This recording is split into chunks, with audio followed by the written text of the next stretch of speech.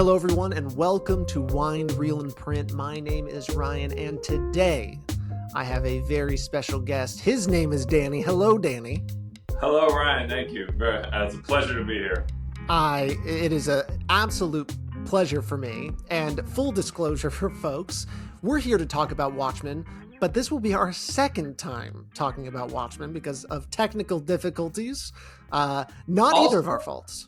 It's the importance of reflection, you know? We Exactly. had to take time to reflect on it, come back to the conversation. Exactly. Maybe I should do that with every episode. Maybe, do a whole trial run. Once again, it was 2.5 hours. And we did a long one. Yeah, it was a long one. And it's not lost. It just doesn't have a very good video component. So who knows? Maybe there will be the raw, unedited. You can see us really going hard. It was late at night too. We were in the zone, I would say. Yeah. It was so great. To give a little introduction to you, Danny, you are, I would classify you as my second oldest friend. Your brother, Chad, takes the helm as the first, because I almost certainly met him before meeting you, coming over to your house. But we've known each other, I mean, certainly for more time in my life than not knowing you by this point. And you've been an iconic figure in my life. Like, there are so many times where I think about you in reference to what, you would do in certain situations or how you think. Because I do love your mind so much. Oh, my God. You hear that, folks? I'm going to bring on Danny more often for the glaze. That's what I need right now. I need more of that. But yeah, no, I really wanted to bring you on. I've been trying to bring on a lot of folks that I love and cherish, especially because we all kind of have a history of movies. Movies have played a really big part in all of our lives. You guys always had a really big movie collection. I remember watching movies with you, and I remember going to a lot of movie premieres. Well, midnight screenings, I should say. It sounds like we're really in the movie business. We went to the theaters a lot together in general too. Yeah, exactly. Yeah, that was a big part, and I think maybe just people our age, it was a big part in general. Hopefully, it still continues to be for some people. But I think so. Christopher Nolan fighting for it is something I am so glad. How much Christopher Nolan wants people to go to theaters. That's one of my favorite things. We love theaters. We're very pro theater on this podcast, obviously, because honestly, if that goes away, I don't like my chances of this podcast going. If that goes away, I'm going to have to install a theater in whatever house I have in the future. That's how it's going to go. Okay, and you're going to invite the public or just for yourself?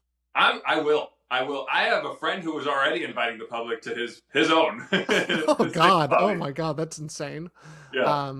Right on. But so I reached out to you. I had a bunch of options because also about you, Danny, I feel like we both know each other really well, and I already knew of some movies to talk about with you. I was like, okay, we can go. I sent you a list, and I hope we eventually get to all of them. I would love, I already having done a 2.5 hour thing with you and doing this one again, and how gung-ho you were to do this again. You're coming back. And the glaze. It was so great the first time. I had such a good time. Yes. I felt we both did. And I think that, of course I want to do this again. That was so great. God. You hear that? I know it's not going to be the exact same, but it's going to be a great time. Yeah, it is. But the movie that you chose, which I had a feeling you might drift towards this for the first one, but was 2009's Watchmen, directed by Zack Snyder. I wonder, Danny, if you could tell me, of all the movies I sent you, why Watchmen? Okay, well, so Watchmen is, for me, and so specifically, my favorite movie is the director's cut of Watchmen. I do remember seeing it in theaters. We saw it together. And that was a theatrical cut, which I still loved a lot. I thought it was still a great iteration of the story. But after it came out and I got the director's cut from Blockbuster when it had gone on sale, because Blockbuster was starting to go out of business, at least the one by us. Oh, really? Yeah. And I was like, oh my gosh, I need this. And I accidentally got the director's cut, and it was amazing. I was like, this was it was mind blowing watching it also on my own. Yeah. But the story of Watchmen is, and the story specifically in the director's cut is my favorite story. That's a self-contained story. Nice. That's the main reason. I want to leave it simple. Yeah. And obviously, for any of our video watchers, you can tell that Danny does take seriously his love of Watchmen. There's plenty of stuff around. I wonder if you want to just point out some of the things you have, some of the. Yeah, definitely. So, uh, I have multiple copies of the director's cut on Blu-ray Nice. because in case I lose one or in case I want to lend it to a friend, I Nice. want to be able to lend it to a friend to watch as well. So I I love have it. multiple copies so that I'll always have a copy to watch as well. Oh my And God. then this was from Emergency stash. this is the collector's edition, which has the ultimate cut, which is the Nice. longest version of the movie, which has Mm-hmm. a continuity error, which is why I don't say it's the best version because of the continuity Yes. error. Yes. But it includes the Tales of the Black Freighter comic within the comic of the Watchmen story, with Nice. Gerard Butler being the voice, which is it's a great, and they sell that as a separate film you can buy as well. That's Yeah, just I think comic it book. also you can watch it in the director's cut. Can you? Is there maybe not? I think there was a version that might have come with it on the special features. I'm not Yeah, sure. yeah. But, I don't think mine does, but yeah.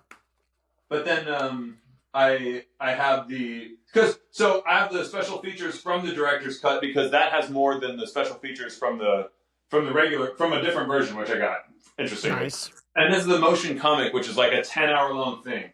And Yes. basically, I've watched all of these things. Okay, I've watched them all, and then so I feel like I know what I'm referring to personally. I have a feeling you do too. Yeah. And then I have multiple copies of the comic, and this is a gift I got that's a 9.4 issue one, which I'm proud of.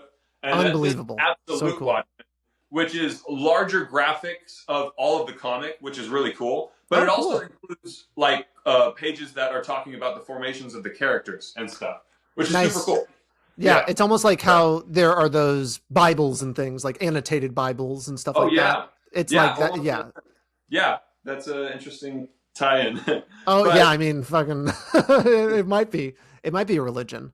But in a simple way, though, Watchmen is a very philosophical story, I think. Yes. And so I think that that's also a big reason why it appeals to me. Yeah.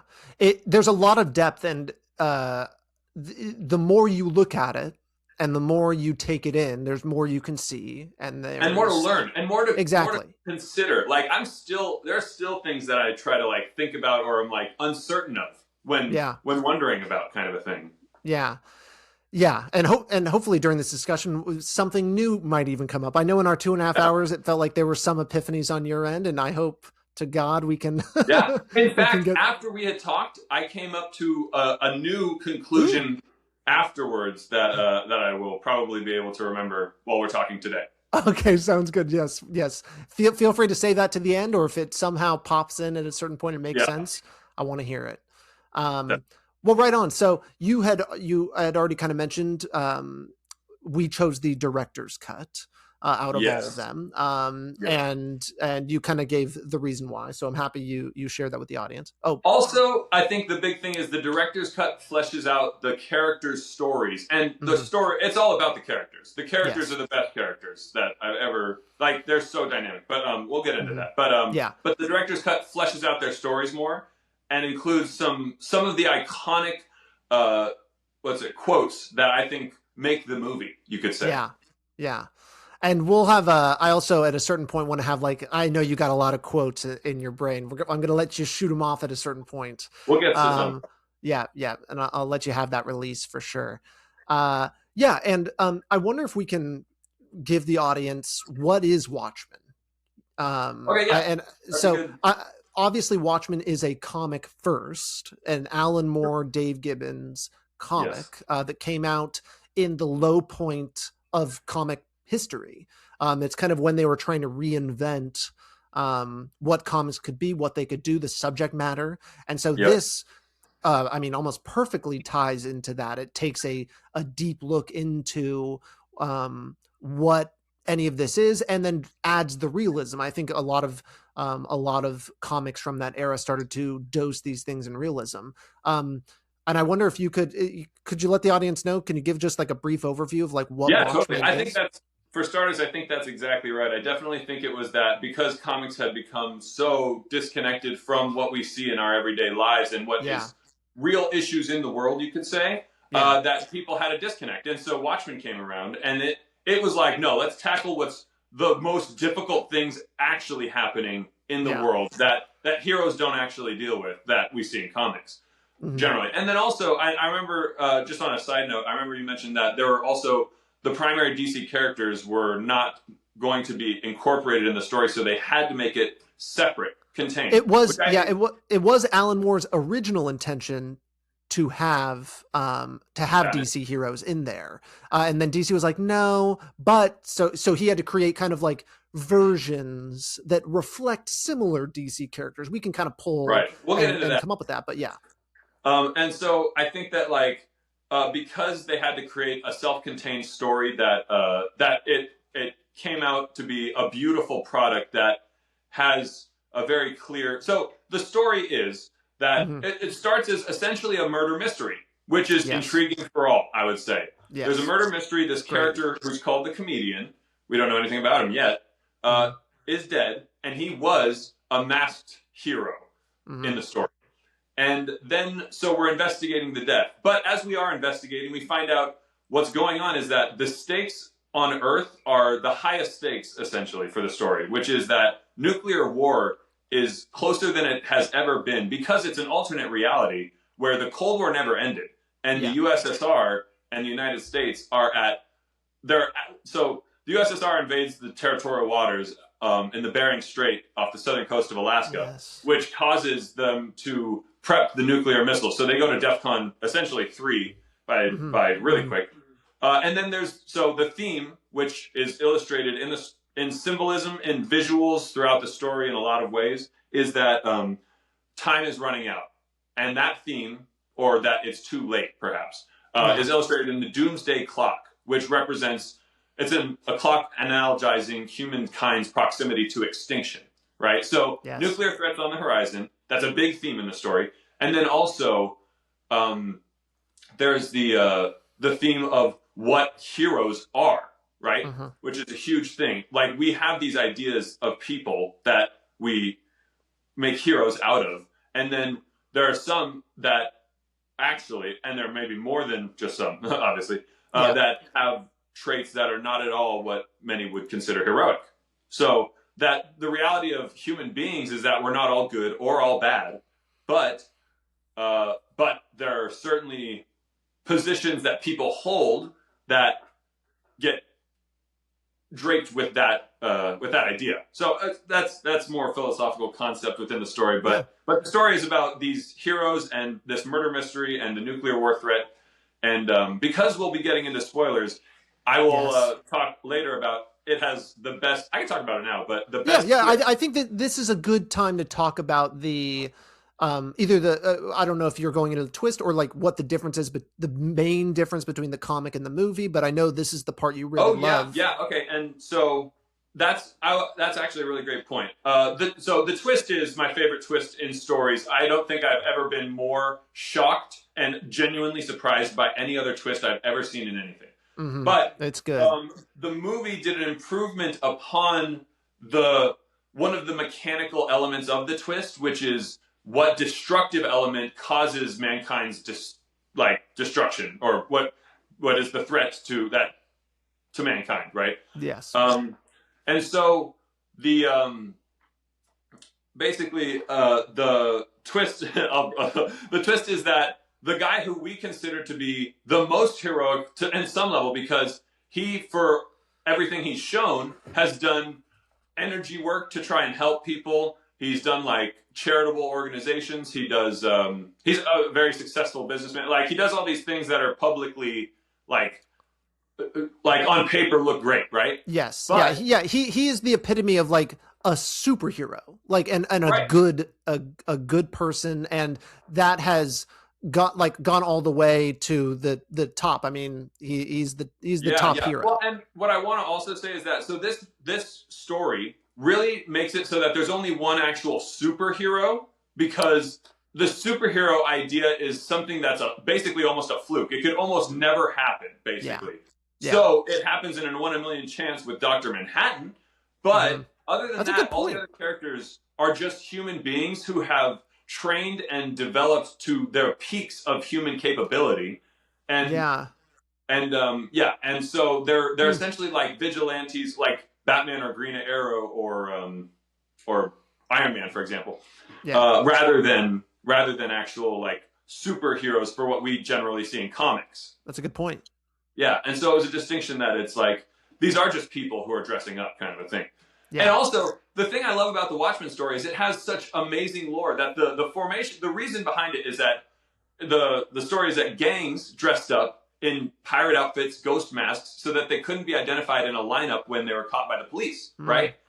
After they would pull heists. So the cops decided they were going to get together, and they were going to wear masks too to finish what the law couldn't. And I love that backstory. It's so great. It makes so much sense. It literally makes perfect sense to me. And then it eventually gets to a point where they get like celebrity status from the newspapers, and then it becomes this zeitgeist in the culture. And then there's the Watchmen because they got too old and eventually couldn't do it anymore. So the Watchmen came along, but Comedian he still stayed at the top physical performance to be able to do it still. Yeah, he was in both the Minutemen, Minutemen were the pre-Watchmen. Right, basically. The Minutemen came before, which were the original Heroes in Masks group that were the best. And then there was the Watchmen, which, when they got too old, succeeded them. Yeah. And then there was the reality of the real world, where politics intervened with what was going on with the heroes, and then was outlawing masks. And then you really saw you saw some of the heroes' true colors in that the ones that did give up because the government intervened, and the ones that didn't give up because the government intervened. But that gets into like the characters, which I think are what make the story. Okay. Yes. Dr. Manhattan, Rorschach, the Comedian, Ozymandias, Silk Spectre, and Night Owl. Those, just the primary 6 of Watchmen alone, not to mention all the other awesome characters, but those primary 6 are incredible characters. Yes. And like, I think each of them touches on elements of human nature in some sense. Like Ozymandias is the overly intelligent side of human nature on a very simplistic level. There's a lot more elements to them, but on a super simplistic level, Ozymandias is the overintelligence. The Comedian is like the sadistic side of human nature. Yeah. And then Rorschach is the brute side of human nature. Yeah. And then I would say Rorschach is the absolutist. Yeah, absolutist for sure. Yeah. He sees the world in black and white. He is if you go all the way into that paradigm, that's this character. And then Silk Spectre is very much the misunderstood, but also she's very much the cast into the spotlight, like undesired attention in almost every aspect of life, kind of a thing. But she also Silk Spectre actually represents like the most normal perspective in the story in a lot of ways. Yes. And everything about her makes perfect sense, especially because of her mother and stuff. But yeah, I think that she is like the most human character of them all, essentially. Yes. And then Night Owl represents basically the wealth and the let's say the enjoyment. He's like the mystical, the fantasy quality that we have for wanting to just be able to indulge in something that we see as like incredible. He's the nostalgic one, right? He is the nostalgic one. That's exactly he is right. Nostalgia kind of personified, and it makes sense because the first Night Owl also is that there's a great meeting between him and the first Night Owl, and they're reminiscing. Exactly right. That's how his character is originally introduced, is via reminiscing. And so he's that kind of like everything. So many of these characters are being pulled in their own way into this crime. And I think, I don't know if you mentioned this, but like heroes are being killed. That's also kind of like what's driving this. So there's like this eagerness to kind of figure it out before they get got, too.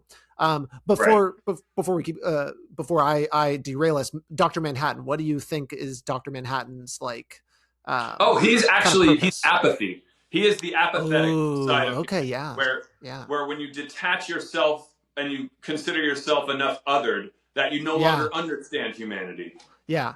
And it's great because he is also the most powerful. So it's also Yeah. kind of like convenient story wise to have like this character that can do everything, but is also apathetic. And it's to actually, it's like, it makes sense too, because if you had a character that was anything other than that, they would be too dangerous for any story, you could Yeah. say, almost. Yeah. Like, because The comedian with all that power would that would be, be, yeah, oh my yeah. God. It also just wouldn't, yeah, it wouldn't be it would be a very different story. I mean, it's as Oh, simple absolutely. as that. Yeah, yeah. Yeah. But I think the apathy was almost a relatively necessary element for the tameness of the character's power, involvement in reality, the choice of what he decided to use. Yeah. So yeah, but I do think that other than, I mean, he has a change of heart at the end of the story, of course, but that doesn't necessarily speak to his character throughout the story's nature. Yeah, no, I mean, think right? about what it took for him to change. Yeah, I mean, it was yeah, an insane thing. He was forced. And also, okay, yeah, so that actually brings up a great point why this is my favorite story, because it contains my favorite quote from anything ever. Yes. And I could read you the quote if you want. Yeah, please. Yeah, lay it on us. And I specifically chose the quote from the movie because it's different than the one in the book, and the one in the book I think is not as doesn't hit the same. Well stated. Honestly, just well stated. Okay, so and before you go into it, I just want to tell the audience that Danny has picked up the journal. He's got a journal with lots of good stuff in it, and there we for our video watchers. I mean, like, also this is Danny's. I would classify Danny as a super fan. I don't know if Danny takes that classification, but we're also this podcast episode is about diving into that kind of like deep like infatuation we have with media that is possible with movies, and I'm excited to be having this conversation because we get to dive into something that there's a lot to chew on. Absolutely. And so with that, yeah.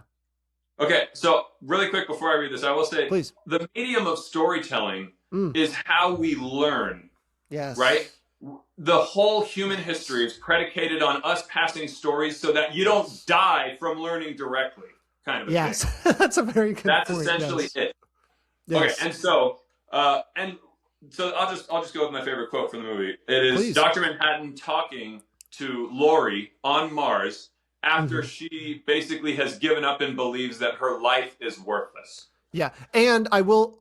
Oh, and just to add one more layer of context, he has also left Earth. He's given up now. He has basically said, like, I'm done dealing with humans. He said, I'm done. Like, you are the only thing keeping me connected to humans. Yes. And if you left me, why would I stay on Earth? Yep. So he is detached as well. Okay, I'll just start. Will you smile if I admit I was wrong? And then she says, about what? And he says, miracles, events with astronomical odds of occurring, like oxygen turning into gold. I've longed to witness such an event, and yet I neglect that in human coupling, millions upon millions of cells compete to create life for generation after generation, until finally, your mother loves a man, Edward Blake, the comedian, a man she has every reason to hate. And out of that contradiction, against unfathomable odds, it's only you that emerged to distill so specific a form from all that chaos. It's like turning air into gold, a miracle. And so, yes, I was wrong. And it's such an amazing quote. And that's the beginning of Dr. Manhattan's character change. Yes. At the end of the story. Yeah, we're at a big climax, and it's just like, I mean, just hearing you read that, it's like crazy that is in a movie. Yeah, that line's in a movie. It's a superhero movie. Powerful. The dialogue literally, like, it made me value human life so much more. Yeah. And made me realize how unique each of us is too. But also that something so paradoxical could happen, no one could ever have like calculated or planned for, kind of a thing. And like impossible odds, And that's what each of us is a miracle. And I believe that's such a beautiful sentiment, you know? It really is. Yeah, so like it gets me emotional. There's a lot of great quotes in the movie, but Yeah. that one's the most powerful to me. Yeah. Yeah, that one is It's good. it's really great. And I mean just there's so like we said, there's so much to chew on with this. It gives you those kind of quotes, and it has this, I mean, the story itself, Alan Moore being the writer of it, Dave Gibbons being the illustrator of it, you know, they did their due diligence. They made a story that is like, what if you really ground this in reality, and what are the things? And you're talking about all of the like reasons that make all this sense of how these people came to be, and everything like that. And we've seen kind of like this shift towards realism that Christopher Nolan kind of brought in the film Right. thing, but Alan Moore and Dave Gibbons doing this with the comic. Yeah, And that was like yeah, and the it's such a great I mean, it just goes so deep, and that's why like Time Magazine, it's oh one of right. Time Magazine's 100 Oh, best novels of the 20th century. and that's And so novels, not comics. yeah, exactly. Like it hits those things. So highly recommend, obviously highly recommend watch the movie, highly recommend read the graphic novel. You're going to get some Yeah. delicious goodies out And of it. okay, let's talk about, because if you haven't already, this is the time to tune out, because I want to talk about the spoiler, the twist, The because big I spoiler. think Yes. because that's like one of what makes the story so good as well as just like an interesting story. Okay, Yes. the Lay it on character, us. the character Ozymandias, who has been thus far set up as the smartest man in the world. Mm-hmm. At the end of the film, we find out he's behind what's going on with the assassination of the comedian, with the people getting cancer and John leaving to Mars. He orchestrated all of these events so that he could essentially enact a nuclear holocaust for all intents and purposes. That wasn't guaranteed to kill all life, but just enough of it to scare humanity into banding together, right? Yes. And so the heroes confront him and they ask him, and they're basically like, "You think we're gonna let you do that?" And then he says, "Do that?" And then what's amazing is even in the comic book, he says, "You think I'm a comic book villain? Yeah, it's pretty great. You think I'd explain my masterstroke to you with the slightest possibility you could affect the outcome? I triggered it 35 minutes ago." And so it's like, boom. So the clock ticking down idea, where it's like it's time's running out, it's already too late. And so Yes. it blows your mind. And then you see that the last bomb literally just goes off, and it's an energy wave, or an energy blast rather, that is generated from the signature that Earth's been able to identify from Dr. Manhattan. So he's framed Dr. Manhattan as well. And the way that he says it is, he's played the greatest practical joke in human history, which is just also like, oh, Yeah. that's just like such a It bangs. yeah, that's a gnarly thing. But Yeah. but he sets up such an elaborate plan, and he executes it. He doesn't get stopped. It is such a twist that the guy we see as the antagonist or the villain or the bad guy behind all the bad stuff is the one who doesn't fail. He's the only one who succeeds, essentially. Yeah. And then after the fact, he says this line that says, "Your only triumph is failing to prevent Earth's salvation," to the heroes. Because the only way that the heroes, or that the nuclear powers, were going to subside from war is to have a bigger enemy. And so he had to create it. And so this comes into the idea of Ozymandias. Was he a good guy, bad guy? What was he? And I think this is what's philosophical about the story. It leads you to decide for yourself, along with all of the heroes, realistically. Obviously, Rorschach, we all see as just a freaking brutal, someone we do not want to be like, per se. Yeah. Yeah. Generally, yeah. Because he's so, gnarly. And each of the characters has flaws, but it leaves you at the end to decide what is good, bad, right, wrong, and sort of see that maybe everyone has a little bit or a lot of bits of each of those, and you have to decide for yourself. Yeah. And so, on a personal note, I think that something I learned after we talked till now, this is the thing that's interesting. Philosophically, there's this quote that's basically like, with intelligence comes power. Like, knowledge is power. Knowledge is power. So the burden, with great power comes great responsibility, right? Yeah. Okay. Ozymandias, smartest man in the world, has the greatest knowledge. Okay. Great knowledge. The greatest. And I need to touch on this before I say that. Okay. I love how they depict the intelligence of the smartest man in the world, in that they make him fascinated with human beings and human behavior. And so like he basically knows all of the relevant history throughout most of the world, if not all of the world. Yes. And then also he's looked into specific people's lives, and he specifically resonates only with like one specific Alexander of Macedonia, Alexander the Great as we know him. Yeah. And otherwise he longs to unite humanity, but doesn't feel connected to it also. But he also is constantly trying to intake information about humanity too, like his wall of televisions, which is him. And he's able to intake multiple things or shift his intake on what humans are interested in. That wall represents all of human interests displayed in like a spectrum kind of a thing. You know what I mean? Yes. So that's what that's supposed to be, I think, symbolically. And then also, I think that it doesn't necessarily correlate with intelligence, but his reaction timing, his ability to process fast enough to catch a bullet, speaks to his process capability of his mind, I think, kind of, you could say. Yeah. And so the thing I took away was that, so like, with great power comes great responsibility, right? Now, you have the knowledge that the world is 99.9% likely going to end in nuclear war very soon.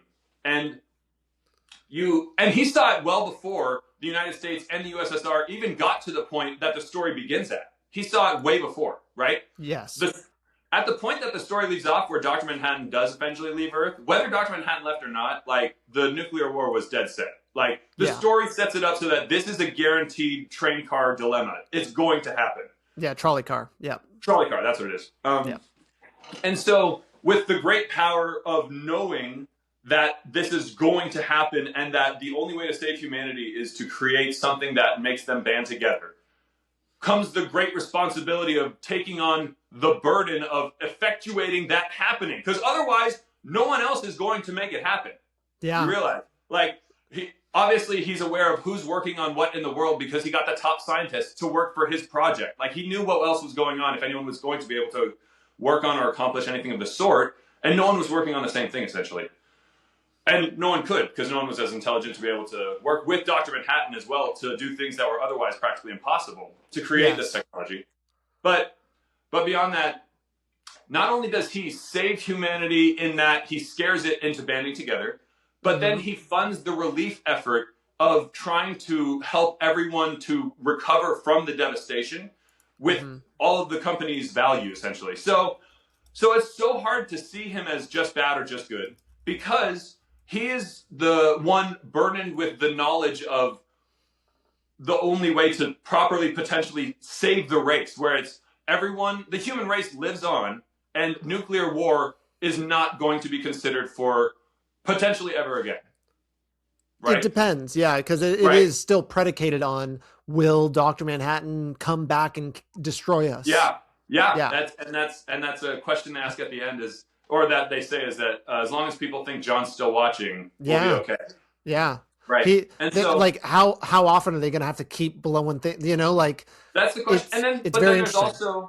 There's also that, like, with times, and I love that in the beginning, the song, "The Times There Are Changing" plays, because it illustrates that, things can change in a relatively short amount of time, relatively rapidly, to the point of nuclear holocaust almost happening. Or it could be the opposite too. Like, let's say at the end of the story, Rorschach's journal is left behind for the newspaper to be able to publish about. The newspaper that Rorschach liked, called The New Frontiersman. And so the possibility of the truth getting out is there.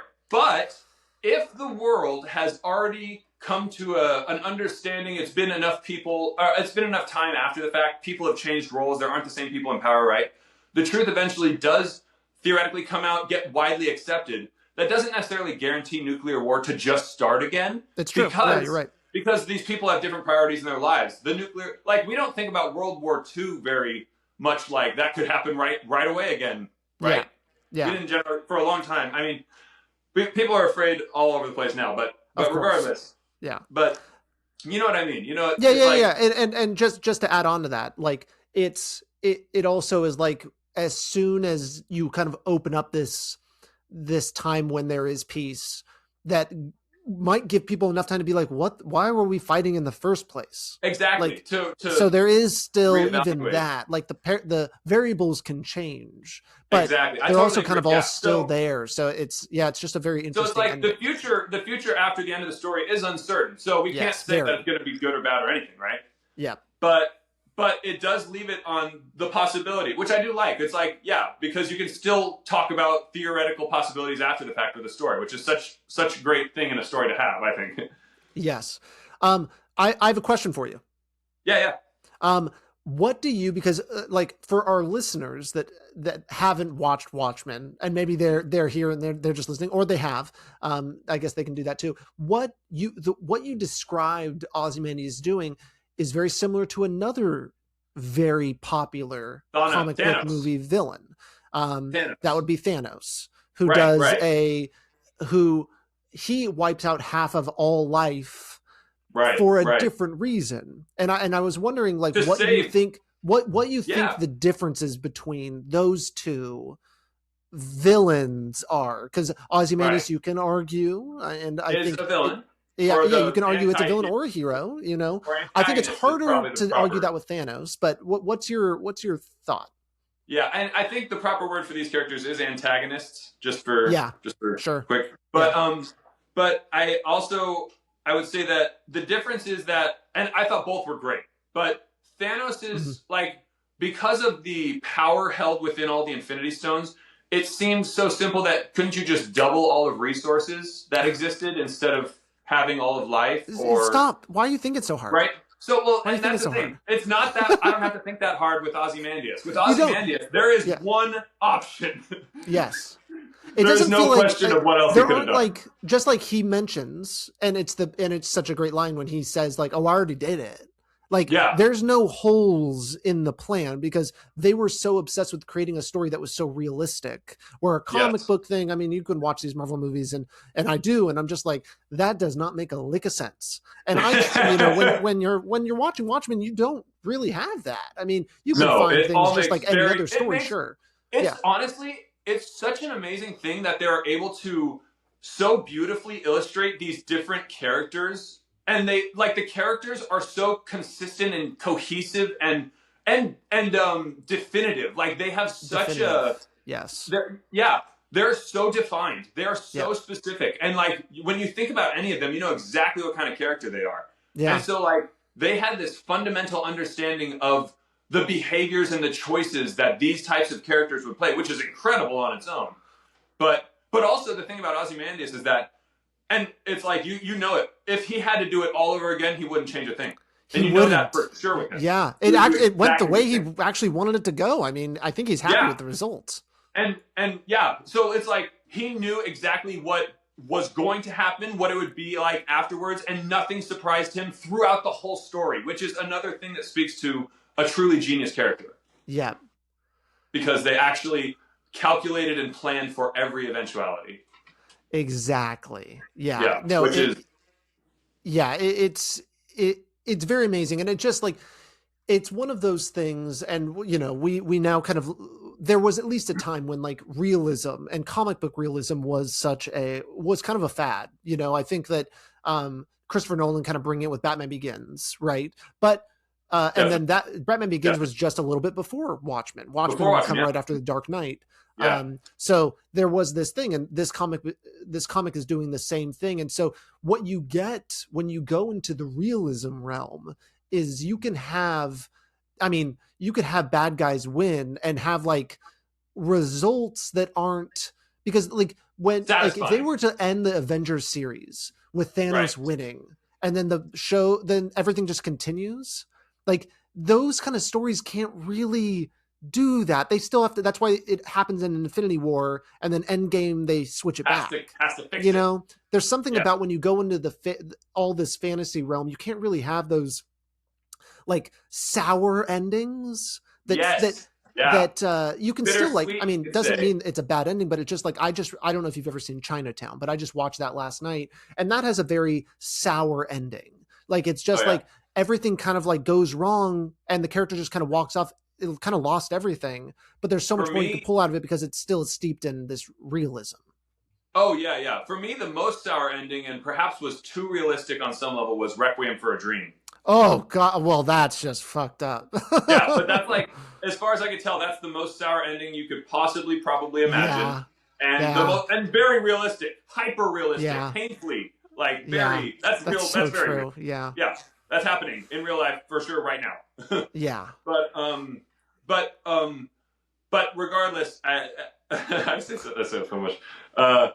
The Watchmen's realism. I want to talk about that for a little bit because I think what's incredible is that this story incorporates things that almost no one is comfortable just talking about. Okay, so we're going to get into some serious subject matter. Tune out if you get triggered easily. I'm sorry. Yeah. Trigger warning. It does. It does talk about some really. This story covers topics that are extremely real. Obviously, we murder already, but rape and already we talked about genocide being one, so I guess that one was on there. And then there's also things like there's the prostitution that's happening in the city, and then there's also Rorschach's extreme language throughout the story. And then there's the realism of like when bad guys are being attacked, they're breaking bones, and like there's a lot of gore and blood and bones, but the fighting feels very real or like heavy, like gritty, the way that most superhero fighting doesn't necessarily feel. Yeah, and so the realism the story takes, it tries to be as real as I think any story that is about superheroes could possibly be. And that's also why it's my favorite movie, because it is the most realistic approach, I think, to the idea of superheroes. It's the most realistic thing that could possibly have happened in terms of superheroes. So what is your, and maybe you kind of said it in a different way, but I'm just going to ask you this question. Like, what is it about realism that you appreciate versus fantasy? Well, so if it feels like that could actually happen, then I can connect with the story in a way that fantasy, like there's plenty of fantasy stories where you could theoretically, you could imagine that in some far off either galaxy or distant time in the future that some kind of whatever you're experiencing could be real. Sure. Totally. Yeah. But, okay. Sorry. You got a kitty on you. She's a lady. We love that. Sorry. Yeah. But fantasy, like, it's enjoyable to watch, but doesn't grip me the same way. Like, I feel it's the disconnection. There's a disconnection. I think I don't suspend my reality of disbelief or whatever that is.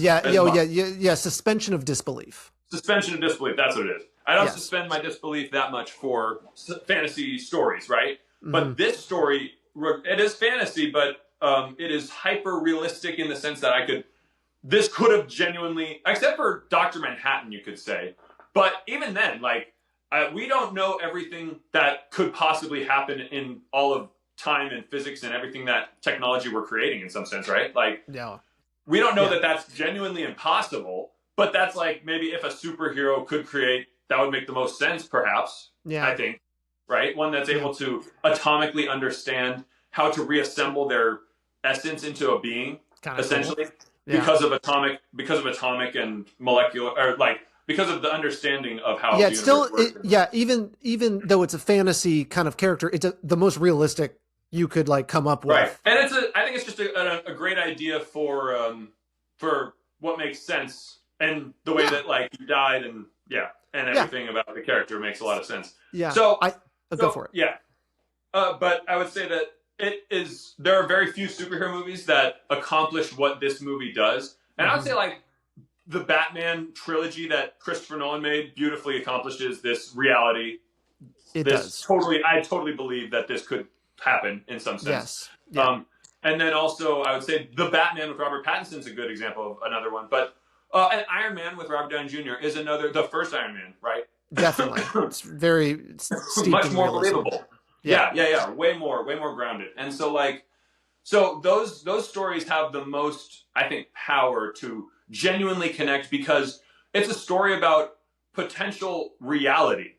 It's not a story about fantasy. It's a story about potential reality. It could be a prophecy for all we know in some sense, right? Yeah. So that's the power within a story because if you take philosophically deep ideas and you create a story from them, then those philosophical ideas still play out because human nature still works the same way, right? Yes. Yeah. So I think this story does a great job of taking human nature and playing it out in these extreme fashions so you can see what kind of happens. Nice. Or what it looks like. Yeah, that gets me. There's just such a larger conversation, and I'm happy you elaborated on a lot of those things because there's just such a larger conversation about realism versus fantasy, and especially like how we relate. Because it's like for a lot of people, like they like based on true story movies. You know? Oh yeah, definitely. You know, and I think that's one end of the spectrum is like based on true stories, and then you start to blend away from that all the way to fantasy, Star Wars, and everything like that, right? And it's just I'm so like, and I neither of us I think have this answer, but we can still kind of like think about it. Is like, what is it about that attracts people? Because I think like it is like it is like the first order of things for a lot of people is like, oh yeah, based on true stories. Like, of course I like those movies because you do, and I guess maybe it's what you said is just like you see things you can relate to more easily, and it's more of a one-to-one. So, and whenever we watch movies, but like, so okay, think about this: when people were originally just telling each other stories, oral tradition, it was believed 100% because they are telling you recounting of what happened. Like this guy died when that snake bit him. Okay, so you believe that story 100%. Okay, yes. Now let's take that. That's the most belief possible. Okay, based on true story snake bite. Yes. Yeah, we get to a point where we have like people filming themselves on YouTube, for example. So we see some stuff that is like people just filming their lives, which is obviously the most believable. Yeah. And with filmmaking, there's a line between trying to get the audience to believe they're watching what we see on like YouTube kind of a thing. To trying to get a story to be as believable as the oral tradition in some sense, because that's when humans are the most focused and locked in on and have the most, they store it in their memory the most powerfully, you could say. Yeah. The most permanently. Yeah, it's interesting because I think like it also like I watch movies all the time. I'm like, that's not realistic, but it's also just so crazy to say that about a movie that is so manufactured. But it is, is like one of the like it is the most base thing, and I think what you said, cavemen telling stories to each other is such like it's so deep and innate to us. Is like trying to, because someone's telling you this snake story, but then they tell you the snake grew wings and flew. You're like, immediately your first critique is like, that's not realistic. You're like, that's not real. That's not real. You're bullshitting us, Bob. And then they kill Bob and Bob's gone. And then what happens then? So yeah, I guess that was like maybe one of the first critiques people had back around the campfire was like, that's not realistic. Like, that's not a real story. I don't believe you. Yeah. And that's like, that was when storytelling, I guess, people could suss out when it was like unbelievable and when it actually connected. So it's like, it's interesting. The goal we're all seeking with our storytelling is to connect in that way that makes them invest and remember it. Like that it really, a story that really imprinted on them. And I would say Watchmen, I almost think about the story most days of my life. That's awesome. There's so many concepts that are talked about in the story. Like Silk Spectre finding her way back from feeling like her life is a joke is a very important thing in some sense when she's about to give up. And then also, let's talk really philosophically, right? The who watches the Watchmen? Okay, that's the big phrase, that's like graffitied all over. That's a big this critique phrase that's on put all throughout the story, but it's literally sprinkled on or like a topping in the background. It's not so overtly put in your face or anything. But the question is such a great question. Sure. Like, who polices the police? Who governs the government? Who is holding accountable the people who are supposedly holding others accountable? Right? Mm-hmm. And so it's like, yeah. there comes a time where it's like, that question can be asked throughout all time, I think, no matter what. Oh my like, God. I mean, we're asking that all the civilization. time still. That Right. that question has not gone away. Always. So it's still so relevant. Extremely. And so, yeah. So that's very simple. And then interesting. There's also, and then there's like the idea of pushed to an extreme. In the story, the end is nigh. Rorschach carries a sign where he is certain the end is coming as well. You could say as much as Ozymandias, right? But his approach is... Oh, that's interesting. Right? Yeah. That is interesting. But his approach to it is that I don't care if it's the end. The truth needs to be known, and I will fight for that because that's what's important, whether it's the end of the days or it's any other day, kind of a thing. Yeah. So he when pushed to this extreme place where he's like, okay, the end is coming, but what's more important is the truth. And then he goes to the extreme with the truth. Ozymandias goes to the extreme with protecting humanity from the end. And a lot of the characters go to a lot of extremes, you could say. And so I would say that, but Rorschach is a very great extreme example. Yeah, I think that you made a really good thing. And before we jumped on the podcast, I was thinking about the connection between Ozymandias and Rorschach, because they both are willing to go there to fix things. They just they just have different ways and capacities for doing so. Yeah, and it's like, there's obviously the reasons for it, but they will drop everything to do something. But it's like, it's so interesting. Ozymandias obviously is just like he kind of has to betray his love of humanity for a moment by killing them. In some sense, yeah. He says he's felt every death and seen every face. He hates it. He hates to do it. Well, I don't think Rorschach hates to do it. The thing is that Ozymandias' ultimate value is that humanity as a species needs to survive. That's his ultimate value. Yeah. Essentially. And that came from, I don't know, a lot of exposure to human beings and traveling the world and stuff. But Rorschach's ultimate value is truth given to humanity. And Ozymandias does not care about truth in the big T truth, with a lot of people. He wants to know information, so maybe he cares about truth in some way, but not in the way that this declarative truth that Rorschach cares about. So there's and I'm talking from what his truth is. So and each character has their truth, you could say. Sure. But Rorschach, his paramount importance to him is what he sees as the truth. And I guess that's his and he also clearly has an aggressive demand within him, or motivation, an aggressive motivation to punish people because of whether it's probably, you could say from the story, it shows that his childhood was so messed up with his mother and some of the bullies that he experienced that he became dispositioned to want to be extremely aggressive. And and what's great about Rorschach is he's a Rorschach, which is a black and white blot test, which he sees the world in black and white. He sees it as right, wrong, no gray, no, and we started this conversation talking about how you get to decide on the characters what was good, what was bad, and realistically, they're all presented with good and bad parts. So it's up to you to decide how much of each, right? They're flawed.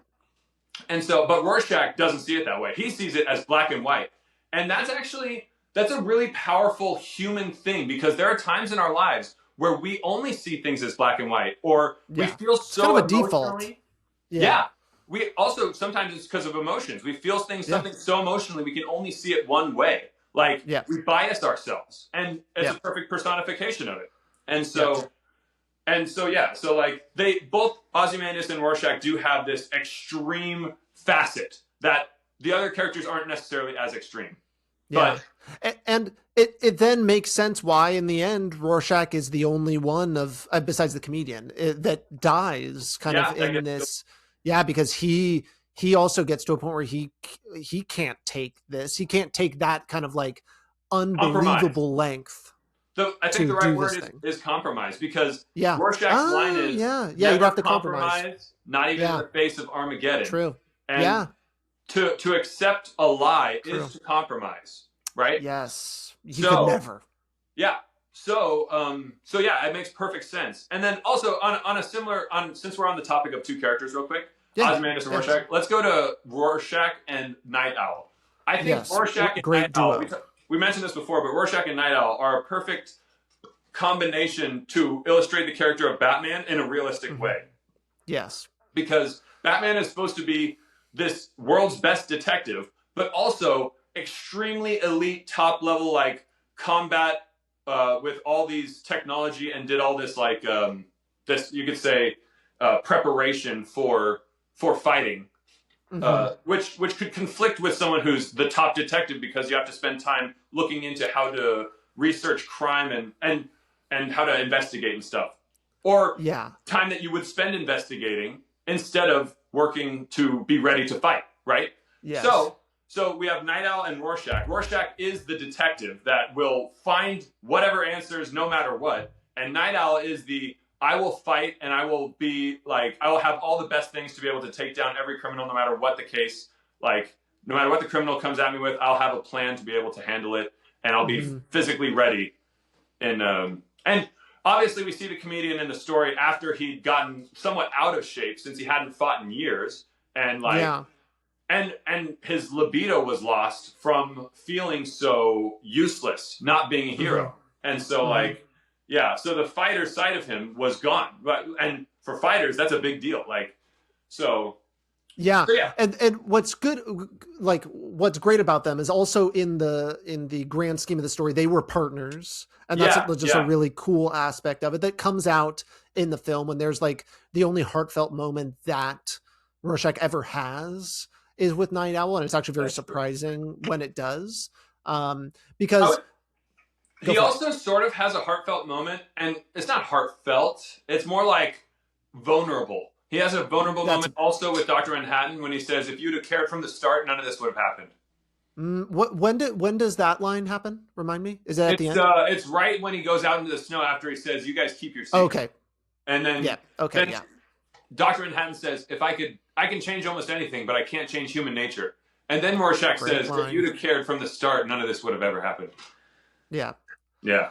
Yeah. It's great. And and then it's vulnerable. Just to think, and just to think about Rorschach and Night Owl is like, there's the Rorschach is so like just base action, and then Night Owl kind of becomes like base just thinking and thought. You could almost, like, he doesn't do much, but he's nostalgic. He's just always kind of lost in this thing. And it goes like, one of his like first lines to Rorschach is like, hey, why did we stop doing this thing? Like, whatever happened to this thing? And he's like, you stopped, or whatever the line is. You quit. And you quit. And it's so great. And then eventually they have to kind of have this come to Jesus moment with each other, where they're like, hey, and we finally see like, oh, this is what they were like as a duo. Like they both needed each other. They both together are Batman. And definitely. And the group becomes, the more times you cut it apart, the worse it gets, because they were all so integral in their own way. And the sort of sad thing about Rorschach, I guess, is that he was like socially outcasted and not able to interact with people normally, I don't think. And so no way. And you can see that in his character for sure in the story, that he doesn't know how to have any normal interaction with anyone ever, right? Yes. And even when he's Walter Kovacs he's just walking around with a sign like a homeless person, and that's the type of thing everyone kind of avoids, and he knows it. And so like, well, maybe he doesn't know it, but he's disconnected socially enough from people that he doesn't know otherwise, unless it's direct engagement, like answer or give me an answer kind of thing. And he needs the mask to do that. That becomes a big part of his character too, is losing the mask makes him lose that part of him, that part of himself. Almost like the only part of him that like allowed him to feel emotion in a way. He couldn't really feel it without it. To make him feel like kind of like another person almost. But kind of interesting how the mask has the opposite effect. And I think that's for a lot of actually, people. and that's also a great symbolic thing on its own, like the mask allowing us to be our true selves, kind of a thing. That is a beautiful symbol, and I love this story because there's so many symbolic things throughout the entire thing. Yeah. And they're so beautifully illustrated. Like he calls his mask his face, which is a perfect way to illustrate the concept we're talking about. I think. This is so great. I'm going to move on to another topic. You perfect. Yeah, I was about to if you weren't. Okay, I want to know why you think Zack Snyder was perfect for this. Okay, like, what is the Zack Snyder Watchmen connection? This is why I also love it so much, is that what Zack Snyder did was what I think is the best adaptation of any novel type thing to film ever. I don't think I've ever seen a better adaptation of novel to film for anything conceptually at all. And what's so great is that Zack Snyder literally tried to... So what Zack Snyder does when he creates a movie is he creates a storyboard, and he draws the panels, including all the details that are supposed to be incorporated in the shot, right? Yes. But since he had the graphic novel, he literally took as many possible details in it and put them in every shot and lined it up exactly how it's... Yeah, you have shot for shot bits. And what's also great is there are parts in the novel where they try to illustrate the passage of time, which would look smoother on film, but you have to see like small light, big light, full screen light in the frames of the novel. But in the movie, obviously, you could see something that just expands. So like there's improvements upon the visuals from as well, because it's in motion instead of frozen on a two-dimensional piece of paper, right? Yeah. And, but it does a perfect like so it's not exactly the same color palette. It's not perfect, but what's essentially done is what I think is the best recreation of the exact visual components that were important to the story in every shot, and it was like reading the book. It was so amazing. And then also the music was another huge part for me. The music choices were many of them from the book actually, but there was also like there's certain versions of songs that I think are the best versions that got used. So I think that like the Hallelujah, I think that's, well, I guess this is a personal choice. It's all opinion. The Hallelujah is my favorite version of the song Hallelujah. And then the Leonard Cohen version, Yes. And then the Unforgettable version, the Unforgettable song by Nat King Cole at the beginning, that's actually my favorite song and my favorite version of the song in the movie. With that one has all the strings in the background and has such like a crisp quality, a beautiful recording of his voice. And Nat King Cole is one of my favorite music vocal artists, I would say. So so like the image quality ratio, the what's the word for it to be like copied, not copied, but like the recreation of image from page to film was beautifully executed, and the music fit the story perfectly. Yeah. Even in the strangeness of the song Unforgettable in the murder scene, it fits so beautifully. It feels so incredibly powerful and perfect for the scene. Yeah. It's interesting, like to think about like, obviously music in Zack Snyder is also another really big thing. He likes the incorporation of that. He likes the incorporation of slow-mo, which can work in this. Fight scenes and things like that. Here's something I want to touch on too. I think Zack Snyder sort of understands that this is an epic story, and epic stories are grandiose, and the slow-mo I think is appropriate for that kind of storytelling. Personally, I agree. That's I agree. Yeah. Because it doesn't feel. There's two ways I would use the word gratuitous. It doesn't feel gratuitous in it doesn't need to be there. It's just like he loves fucking slow-mo, and he'll use it when he can. Which I mean that's the Zack Snyder style. And I feel that this is the type of story that is a big enough type of story that it can work with it because it's such an epic story. Like it's so exactly. Crazy. It's interesting. I haven't seen The Batman in a while. Did they use slow-mo in that ever? Almost not at all, if at all. Kind of interesting. It's almost like Zack Snyder just kind of has the corner on slow-mo. Like he's kind of the slow-mo guy. That's like his directorial thing is the slow mo. Yeah. Yeah. And then also the what's the focus effect where it's like hyper focused. The person is in focus in the background. It's entirely blurry. You can't even see anything. What's that? Oh yeah, yeah. That really yeah, I guess that's shallow focus. Shallow focus. When Yeah, it's just like he did in the zombie movie. Was it Army of the Dead or? Not no. Oh, is it? It might be. It's you're talking about the one in Las Vegas. Yeah. That one. Yeah. He definitely used that effect a lot. Yeah. But I don't even know how much slow mo he used in that movie, but he used that lens effect a ton.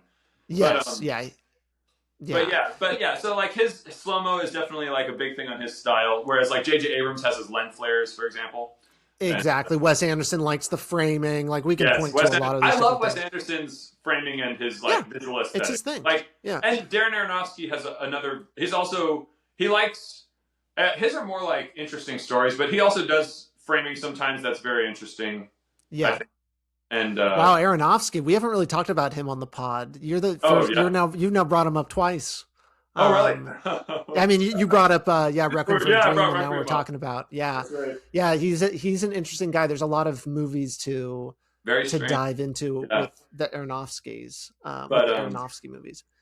But okay, so the soundtrack, besides the songs in Watchmen that are like the prevalent songs you hear overtly, right?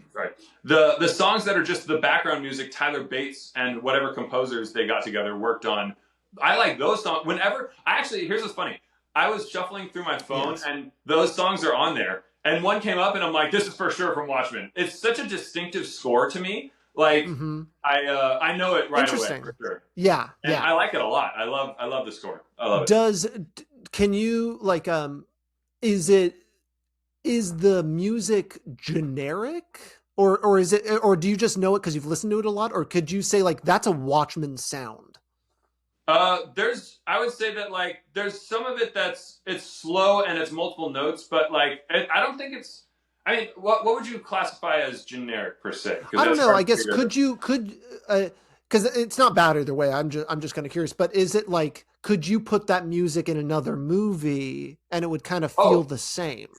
You probably you know could what I mean? Another movie as long as that movie had some real like suspenseful or intensity within it, then yeah. So it's kind of got an intensity to it. Yeah, and this tension about it. It has this tension about it. That's like, ooh, that's good. Yeah, nice. Yeah. What about themes do you think Zack Snyder is drawn to with this film? Like, what is a Zack Snyder theme? Could you give me like an example of a type of theme for? Yeah. Like I'm thinking about. Obviously, he has religion. You could say there's religious themes. I would be. I mean, I don't know. Like I'm thinking about I'm thinking of Zack Snyder in general. Now we're kind of expanding. Obviously, religion and what he brought to like Man of Steel is very evident and definitely. Obvious. Yeah, I think. So I would say that like I think Zack Snyder understands well. So in some sense, the character of Wally Weaver, for example, he becomes you could say a zealot for Dr. Manhattan in that he proclaims him to be a god or God, the god, right? Yeah. And so it's like he captures this, true. This that's understanding that there is like these people who take up extremely, you could say, religious or fanatical positions per se. But there's a lot of messianic. Watchmen heavily involves Egypt too, though, so that's interesting too. But you can say there's messianic elements to characters within the story, and or religious tones within. It's kind of interesting. It's an adaptation. I would say that Zack Snyder's mostly he just chose the best thing Zack Snyder did was that he chose to cut the chaff and save the meat of the story, and he created the best iteration of the story without any of the excess fat, without any unnecessary time wasted. It is all very purposeful. Yeah, because there's plenty more in the graphic novel that is not in the movie. Like you have to cut stuff. Yeah, you have to. So he's picking the thing, and I think another theme I would kind of bring up, and maybe theme's the wrong way to put this, but like violence Oh, is a Zack Snyder thing. Like intense yeah. violence is Yeah. something that he's So drawn to in a lot of his things. it's not even, it's more than that. He doesn't shy away from visually illustrating Yeah. the extent of what the violence looks like. He Yes. wants you to feel like it's real. So he'll show you someone's arm breaking backwards with the bone popping I out love and it. blood Yeah, squirting and blood from shooting the bone. out. And there's even like, okay, if you ever actually saw that in real life, you would realize that the blood shooting out wouldn't be the same exactly. Sure. It would be different, but it's close enough to realistic that it hurts to watch it. You feel it. Like, it makes you, So like, and the reality of if there's going to be vigilantes fighting criminals, fighting's not a joke. Fighting leads to real injuries and really bad potential the Batman's another great example of a movie recently. Like that one is so just hearing and how he fights, like the sound and it's so violent, powerful, and without it being like gratuitous and like a blood shooting, like Quentin Tarantino style. It doesn't go that way, and I don't even think Zack Snyder goes that way either. Like he has his own brand. And then also, but beyond just what the humans are capable of, there's Dr. Manhattan, which, and this is illustrated in the comics, but when he kills a person, that person's body is, let's say, just explodes from the inside. And so you see just blood and guts and bones and, that's connective insane. tissues and stuff that get sprayed all over. And like, there's plenty of shots of people getting covered in blood, the roof or walls getting covered. Or just like they blow up and they like cover the ceiling. And then there's like Vietnam when Dr. Manhattan intervenes in the war and he's like blowing people up there too. Because America wins Vietnam in this story. That's one of the like major diversions. Yeah, speaking of Vietnam, another insanely heavy subject matter the story covers is the murder of a pregnant woman, which is just like holy damn. The war is over and she comes to the comedian bearing his child, and he'll have none of it. So because she gives him a scar essentially from a broken beer bottle on his face, he murders her, and then there's this whole Dr. Manhattan becoming detached from humanity moment where he says you're drifting out of touch.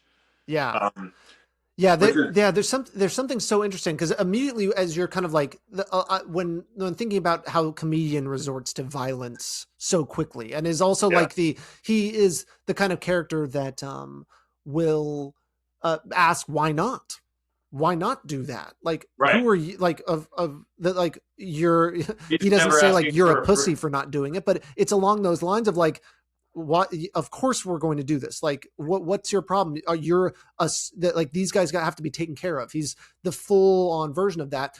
And you start to wonder, like, and that's what's so great, there's just so many of these characters, but you start to wonder with Rorschach, and maybe it's just because Rorschach is such a deep character, you like wonder like the differences between those two in that realm as well.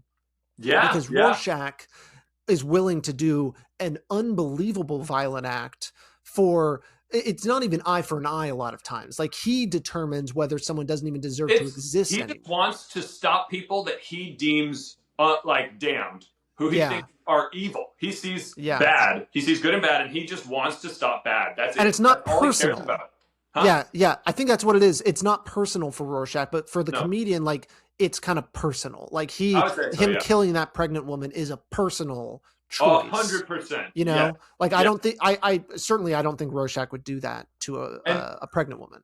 And also, like it's very much like comedian is always just about whatever he can focus on at the time, kind of a thing. So it's like whatever he's a one-track mind kind of guy. Yeah, definitely. Yeah, is how he sort of averts or he chooses to put his attention towards, like like when he fought the mob of people, he just jumped down, and then the first person who was close enough screaming at him, he punched her in the face. Oh yeah, he was pumped. Yeah, and then he just punched a bunch of people, shot a bunch of people, but and I like that in the movie. It didn't have him like killing people. He's not like that kind of a brute.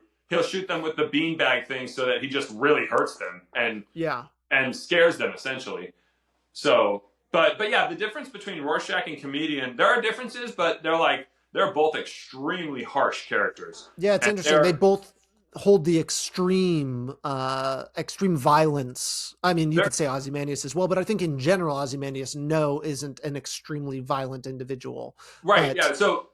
So actually, really quick. So the comedian and Rorschach are two very good examples of the two main types you'll see of violent people. The people who are socially incapable of connecting and are violent, and the people who are able to socially connect so well that to a point that, like, comedian almost got away with what he did, right? Yeah. If Hooded Justice didn't come in, he probably could have gotten away with it and then still seemed like a hero and gotten like enough social, let's say, normalcy in his life.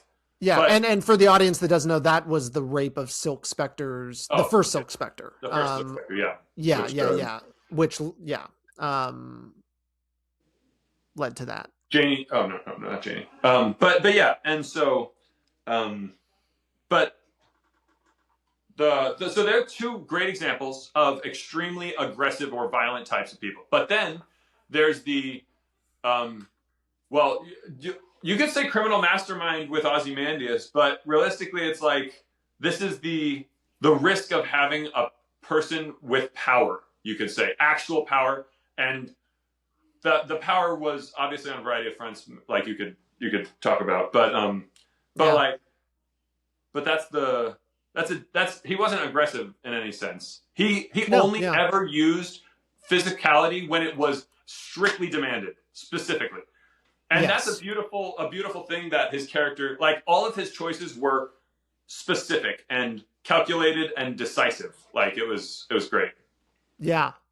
And so, that's all that kind of drifted off of our kind of like Zack Snyder's. Oh yeah. Sorry about that. No.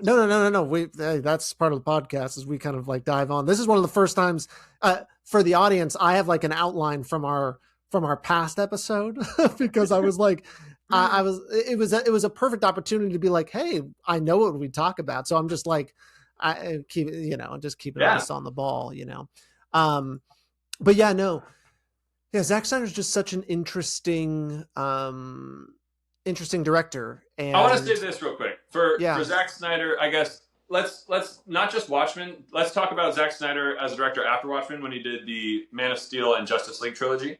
Yeah. I think the one thing I really want to say is I think Zack Snyder understood what Marvel may not still understand, is that these heroes we're working with, they are the Greek gods of modern day. They are epic heroes. Yeah. They needed to be treated as these grandiose, like real as possible, but large as life type of characters that are, and I think that he has a respect for that power that these characters actually have, so that he portrays it in this way that like, yeah, that's incredible and a spectacle actually, but not like this is an entertainment for you spectacle. Like this is an incredible mythological story being told. And so the only way to imagine that type of crazy story is in these dramatic images that are incredible. Yeah. Yeah, he's he's definitely made for the Justice League trilogy is a perfect example of like, oh, this is Zack Snyder. We can always point to this as like clearly he was made for this. Like that was a very appropriate project for him to have. And not that like other people can't do well with Justice League, but I think his take on it was version. Yeah, I think his take on it was the best it was comprehensive of that these characters are the modern Greek gods. They are these modern myths of legend that will be foretold in the future, you could say. But stories that are supposed to impact for way beyond us, you could think of like that. Yeah. There's so much reverence that he has for those characters, and to kind of build them up is like truly epic. Because they're not even like really like when his problems aren't really street level problems in kind of like the Justice League, the Man of Steel trilogy. Like it's always big because like I would be curious what a small Zack Snyder movie is. Oh yeah, like I don't think everything's big. Budget? Yeah. Or if he had like a limited budget, we could either direction. Like I'd be willing to entertain a high budget, small story, or Oh. small story and small budget. But I'm thinking like in terms of like a small story, like what does it look like, you know, if you had a character having problems at the grocery store? Like that, it's just, you don't see, like it's got to be big. It's got to be huge. Yeah, he does. He goes big only. He doesn't go home. And I think that's like, I would have really wished to see if he was going to direct the Batman Affleck movie, but maybe Affleck was supposed to. Let me say something real quick. Sure. I think the one silver lining, really quick, on current events of this Netflix merger, Warner Brothers merger, I think the silver lining might be because Zack Snyder is so good with Netflix that they might greenlight the restoration of the Snyderverse, which could include the Batfleck movie, which could include the next Justice League, and then they could still work on the other DC projects that they want to do still. Like, there are fans for all of these things. Exactly. It's like, I mean, we're already like, it's already crazy out there. We may as well just let's go bananas. Let's have it all. A buffet. And here's the thing: are there any Netflix movies that did release in theaters? I thought there were. On a side. Oh yeah, plenty. Yeah. Because I don't know if you know this, but in order for any of their movies to be included at the Oscars, they have to have a small or any theater run at all. Like that's the one criteria for Oscars. Gotcha. Is they have to have been in the theaters. So that's why Irishman was in the theaters for a little bit. Like all sense. Of these. Yeah. So yeah, definitely. Yeah, they go there. So, and also because Zack Snyder, Frankenstein was there. Zack Snyder and Christopher Nolan are so tight that like they both have this appreciation for theaters. Obviously, they both make these big movies that are visually spectacular. Like they're made for it. I don't know how else to describe their movies other than visually spectacular. So they are both huge advocates for that, and so if they're also big involvement in Warner Brothers, Netflix, DC, then hopefully there will be an understanding that theaters are prioritized. But regardless, the possible restoration of the Snyderverse is all I hope comes out of more than anything. All I hope for. Yeah, exactly. It's like, hey, if we have to live in like this absolute monopolistic hellscape, at least let me have my movies. At least let me have the movies. Just make the movies I want. Finally. Yeah, because I mean, a Batman Affleck movie. I'm like, I really liked his. I would have so been down. I would have been so down. And I think like it also. I feel like I want to see Snyder do a really like he does grounded stuff, but like grounded even more. And Batman's perfect for this really grounded crime or grounded, definitely. like villains and things like that that I'd like to see more of. You touched on a good point, which is what I think. I don't know who Zack Snyder's casting directors are, but let me tell you, they picked the perfect people for the roles. Practically, I feel like almost And like Aquaman was an interesting one, for example. Like no one would have seen how that worked from the get-go. We're all like, "What?" It's a totally different, And then, amazing how well it works. And then to the point that movie was the Aquaman movie alone was huge. But it was one of the most successful movies ever made. It just like it went bonkers. I think in China and like internationally, it was just like people love that which shit. is just mind blowing and gnarly. Yeah. But yeah, it's crazy. But yeah, I think they fundamentally have a really good choice in who they cast, whether it's Zack alone or Zack with his directors. But sorry. What's his name? Manganiello, I think is his last name. But the guy who was going to play he was in Justice League very briefly.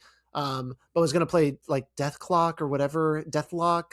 I forget the Batman villain, but that was basically going to be the villain in the Batfleck movie. Interesting. And it would have been really cool. Like it was also like another guy.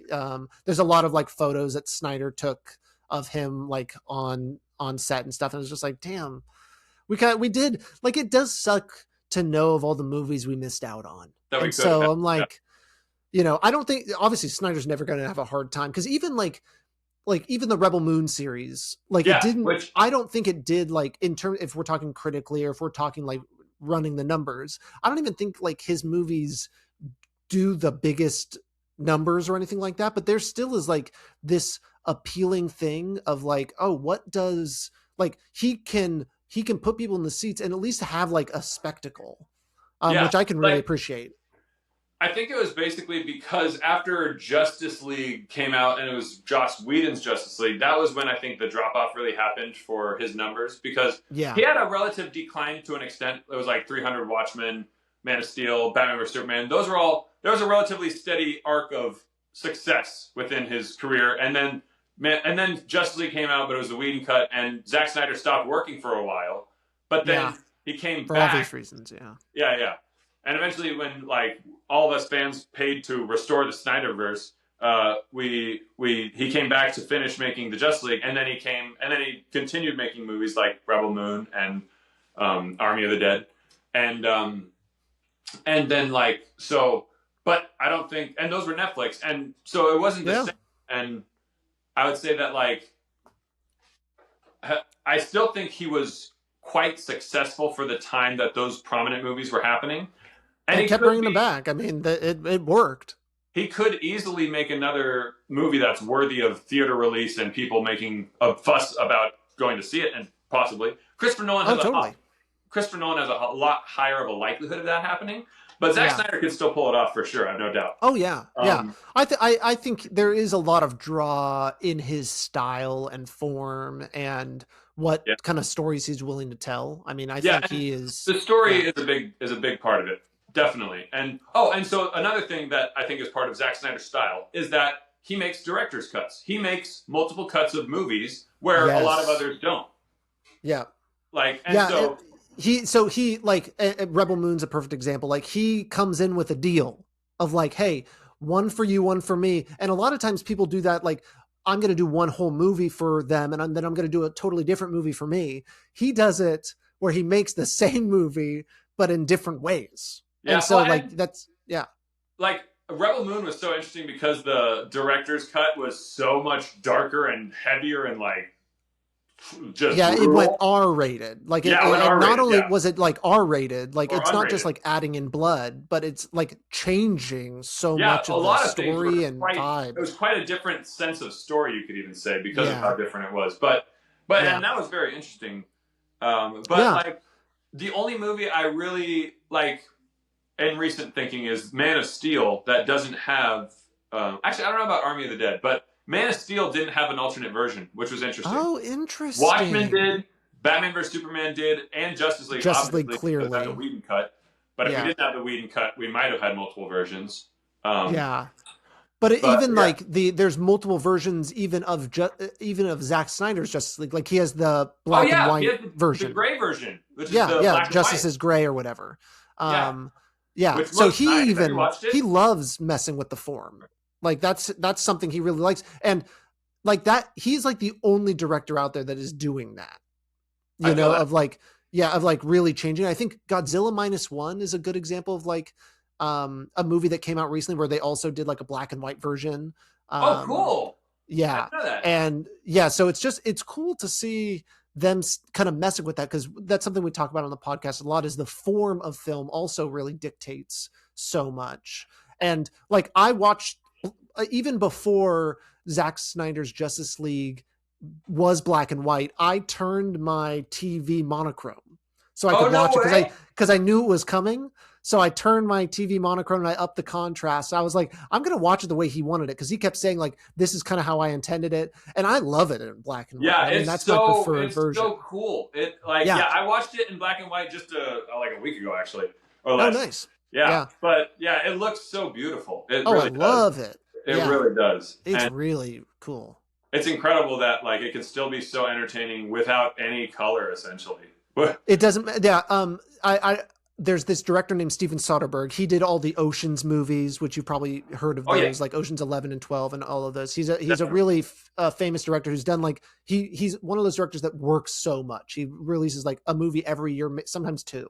Wow. And that's a lot. But he did this. Yeah, I know, he's insane. But he did this really interesting thing where he took Raiders of the Lost Ark and he took all the audio out and then made it black and white, and then added like Nine Inch Nails, I think, songs on it, or at least Trent Reznor, Atticus Ross. Oh, it might even have been Social Network or something. But added like a really like kind of simpler soundtrack. And it was It's really cool. I highly recommend people go and That watch it. I sounds so watched it for a little bit, but it was a great, like, he did it to like accentuate and to point out like how great cinematography it was in Raiders of the Lost Ark. He believes it's a perfect film, and I think you can argue Raiders of the Lost Ark is a perfect film. Honestly, yeah, I wouldn't argue against that. Yeah, and how the images, you don't even need the audio. Like the images are enough to do it. And even in black and white also kind of forces you to really appreciate the form. Like the actual, like the lines, the way things also, are versus like letting color kind of blast you. Just to touch on this, the scene where the people like melt from the arc actually opening, that scene is still impressive, I would say. Like, oh, totally. I mean, they knew what they were so good. Like, I mean, effects back then were epic. I think that's why practical effects are so important also. I think practical effects are so good. Okay, all right, let's to pull off that.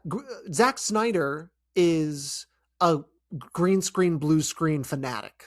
Well, but only for things that make sense. So, for example, with Watchmen, they made the entire Night Owl ship. It was all real, fully inside and out. Essentially, obviously, it didn't fly, but all the stuff actually lit up. All the stuff actually lit up and was like really there. And like they did have it fly in front of a blue screen where you had the city, but like almost always the choices that he uses for practical effects as opposed to special effects. A lot of them make sense. I like Watchmen, like for example, the scene with the fight where a guy gets his arm broken.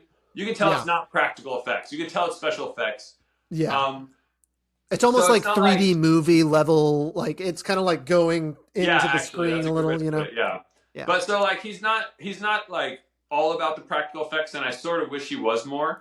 Yeah, I know that'd be really interesting to see him go that way. To be much more on practical effects side. Yeah. But I do think that what he chooses to use for practical effects is all really great, especially because like the important parts of this story all have the practical effects applied, you could say. And Dr. Manhattan, you literally can't do that without CGI. So like it's impossible. Yeah. And Billy Crudup doesn't look like that. No, he's not the buff god. The guy who did play the part for Dr. Manhattan's actual body that they like scanned and used. So he was big into fitness, obviously. And he thought he could outrun a train, and he couldn't. No. And that's how he died. He died? Oh my lord. Yep. Oh so my god. Body double is gone. Is gone. Jeez Louise. Turns out he wasn't able to come back.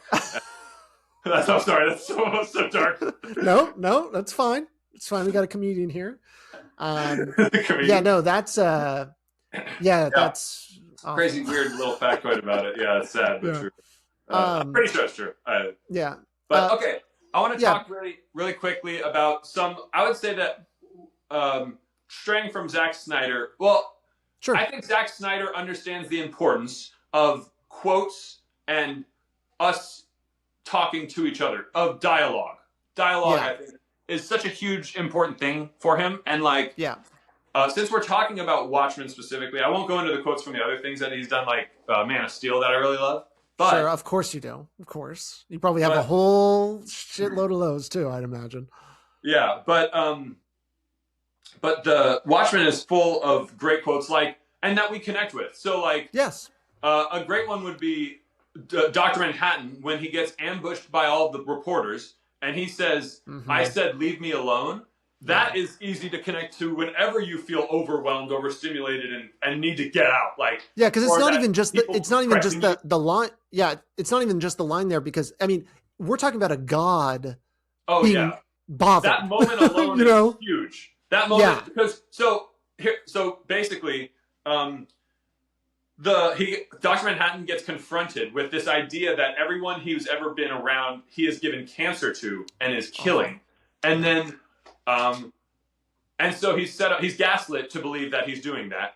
And gaslit, yes. That's exactly right. Yeah, that's exactly right. And then all the reporters ambush him to ask him what he has to say about doing this. And this was already after a point where he had a fight with Laurie, who was his romantic partner, and she was essentially like his only remaining link to humanity. And so basically, because she walked out on him, he had already been emotionally broken prior to this interview. Then he gets emotionally ambushed with this idea of cancer. So he gets literally so fed up with humanity. He's done.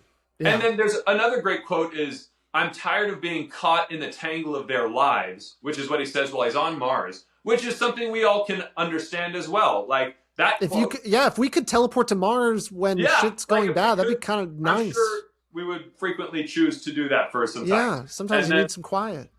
Yeah, and then and then there's like there's quotes from other characters too. I would say like Rorschach is a big quote guy that I love. Oh yeah, a big quote guy. Yes. Yeah, well, so like in prison when he's like, none of you seem to understand. I'm not locked in here with you. You're locked in here with me. That is such a powerful quote and such a beautiful turn the tables of what you thought the situation was. Yeah, it's a beautiful twist in some sense, but like Rorschach is well. I don't know, maybe not initially. I think initially watching it, you don't know Rorschach is going to be able to handle himself in prison, but then he more than handles he makes himself. It very clear. Yeah. And then he has another great quote that's like, "Men get arrested, dogs get put down," which is where there's the shift in his perspective that it's like, I don't even see these people as human anymore because of what they've chosen to do. So he illustrates that with that quote. And then there's this quote when he's being interviewed by the psychiatrist. "From then on, I knew God doesn't make the world this way. We do," which is when he's talking about like that. And he also says, if God saw what any of us did that night, he didn't seem to mind, which is him saying like, look, this is all, if you guys are allowed to do that, I'm allowed to do whatever I want to. Yeah. Which is such this powerful thing. And it's like, it's so relatable. And even though like Rorschach and his story is crazy, it's so relatable. I mean, we all ask ourselves those questions. Let me say this. There's a beautiful lesson in this idea too, which is like the reality of the situation is most of the bad things we experience in our lives are either our own actions or ripple effects from other people's actions. But the bad things in the world are from people. It's not like God or the world doing this. It's like what makes it's not all just forces of nature. So many of these things are forces of nature make. Forces of nature are more obstacles for us to contend with, and we have done a great job of doing so. The things now primarily are actually like choices of other people that are what make the world seem bad to us, right? Yeah. Which is such a powerful perspective too. Yeah, it's great, and I mean, that thought plays so much into the story and why Ozymandias has to do what he does. You know, right? Like, exactly. If people are left to their own devices, what happens? Like God has to step in. You know, it's kind of like a crazy if there thought. is none, then you have to assume the role in some sense. Yeah, like, is that fucked up? And Jesus then there's the cost of choosing to do so is that he will forever live with the knowledge that he killed more humans than probably anyone in history. And that he ultimately, and also I love that Night Owl confronts him and says, you haven't idealized mankind, but you've deformed it, you've mutilated it. I love that quote because it leaves you also, the audience again, to decide what Ozzy has done. And leaves Ozzy to think about what he's done without having the contentedness of being like, I just did the right thing. No, what you did wasn't just right, obviously. Yeah. And Ozzy knew that it wasn't just right, obviously. But he knows also now that other people can see it for what it actually was and not just a noble choice. Yeah, and it's so great. Like he had everyone kind of show up, you know, like he knew for the most part that people were going to be there. Yeah. Like he had planned what to do to try to kill Dr. Manhattan. Because that was also, which is an interesting thing that he tried to do was he tried, and that was like one of the moments that like Ozzy's wrong in his results. Essentially that was an experiment because he's like, look, I have to prepare for an eventuality, and if the eventuality is I have to try to kill Dr. Manhattan, I have to try. I don't know what's going to happen on the other end of it, but the only way that in the past that seems to have worked almost, and maybe not, or let's say the only thing that's happened to him that initiated this ability was the chamber, what's that chamber called? Do you remember? It's the particle. No.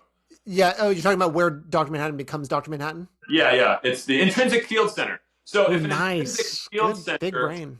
Yeah, if in the intrinsic field center is what created Dr. Manhattan, then maybe it takes something like a reverse intrinsic field center to try and theoretically destroy him, or something that is the same like intrinsic field center again. I'm going to ask a question. I don't know if you have the answer, because part of me is still like, it's surprising that in a movie where Ozzy's never wrong, he is, or like he's running an experiment. You could also say, so is there any world where he was like sucking up Dr. Manhattan's power to use it, and then Dr. Manhattan reformed himself?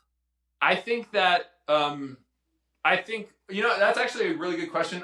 If I had to speculate, I think that speculate. He doesn't understand the exact conditions enough of Dr. Manhattan's formation to believe that he could recreate or assume those powers himself. Yeah. So I think, and also I think ultimately what the intrinsic field center, not intrinsic field hallway that he created, I think that was not even necessarily to kill Dr. Manhattan, but perhaps just to slow him down.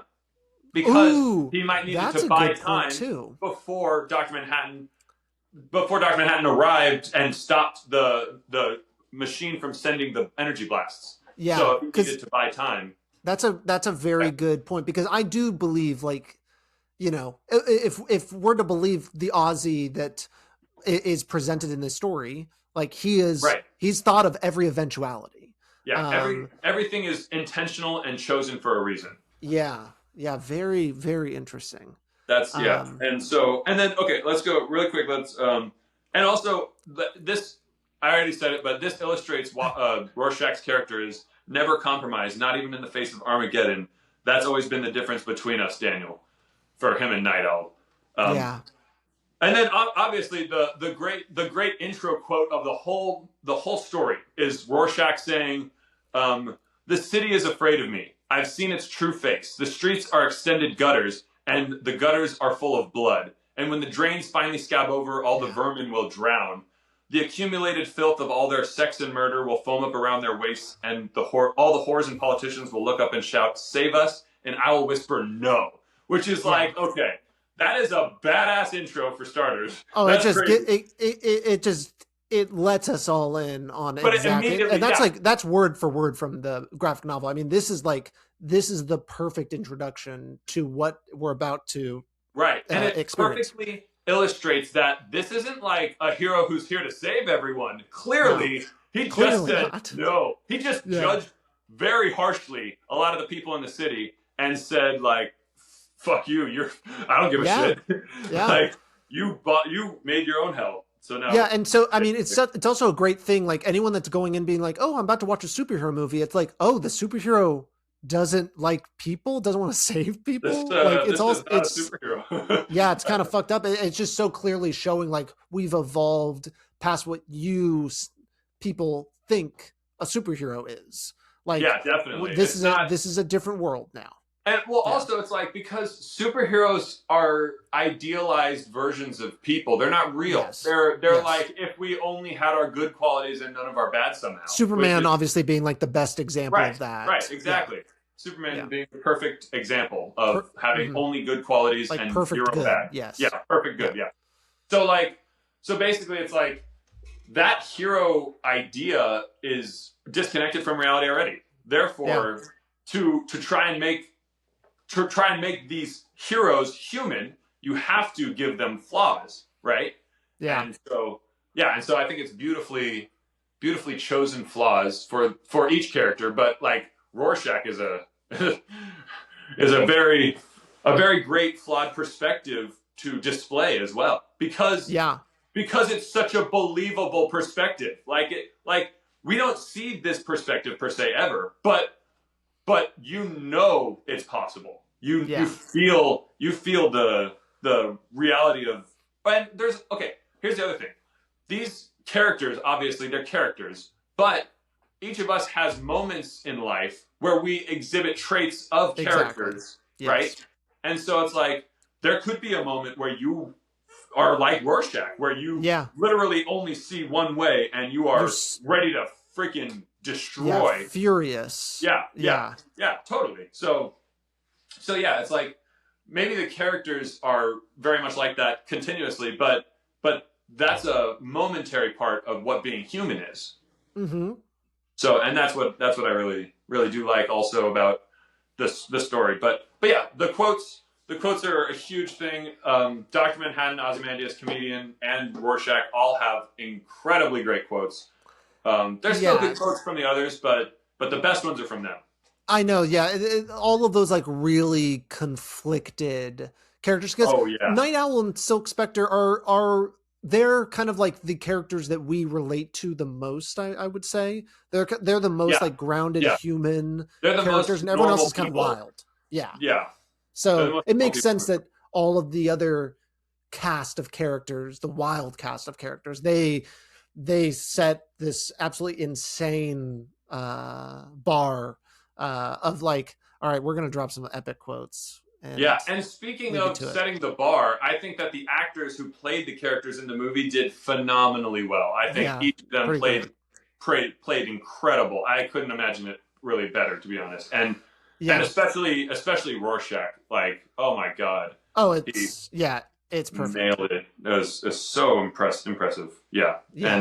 And especially because in the comic, you see the text bubbles for Rorschach, and they're distorted kind of, and you're like the outer edge is not. Yeah, there's a gravel weird about it, but you don't necessarily understand it. And the adaptation in the movie is incredible. How it makes total sense, like of what that would be.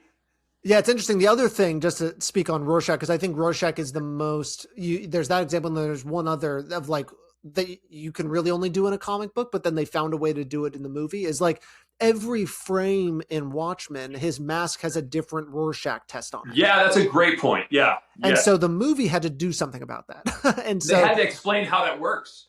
Exactly. So right. Like, and not even like explain visually. It in a physical sense, but like visually show what it is. And so it's interesting. It's constantly moving, and I don't know, like, there's no other way you could have done it.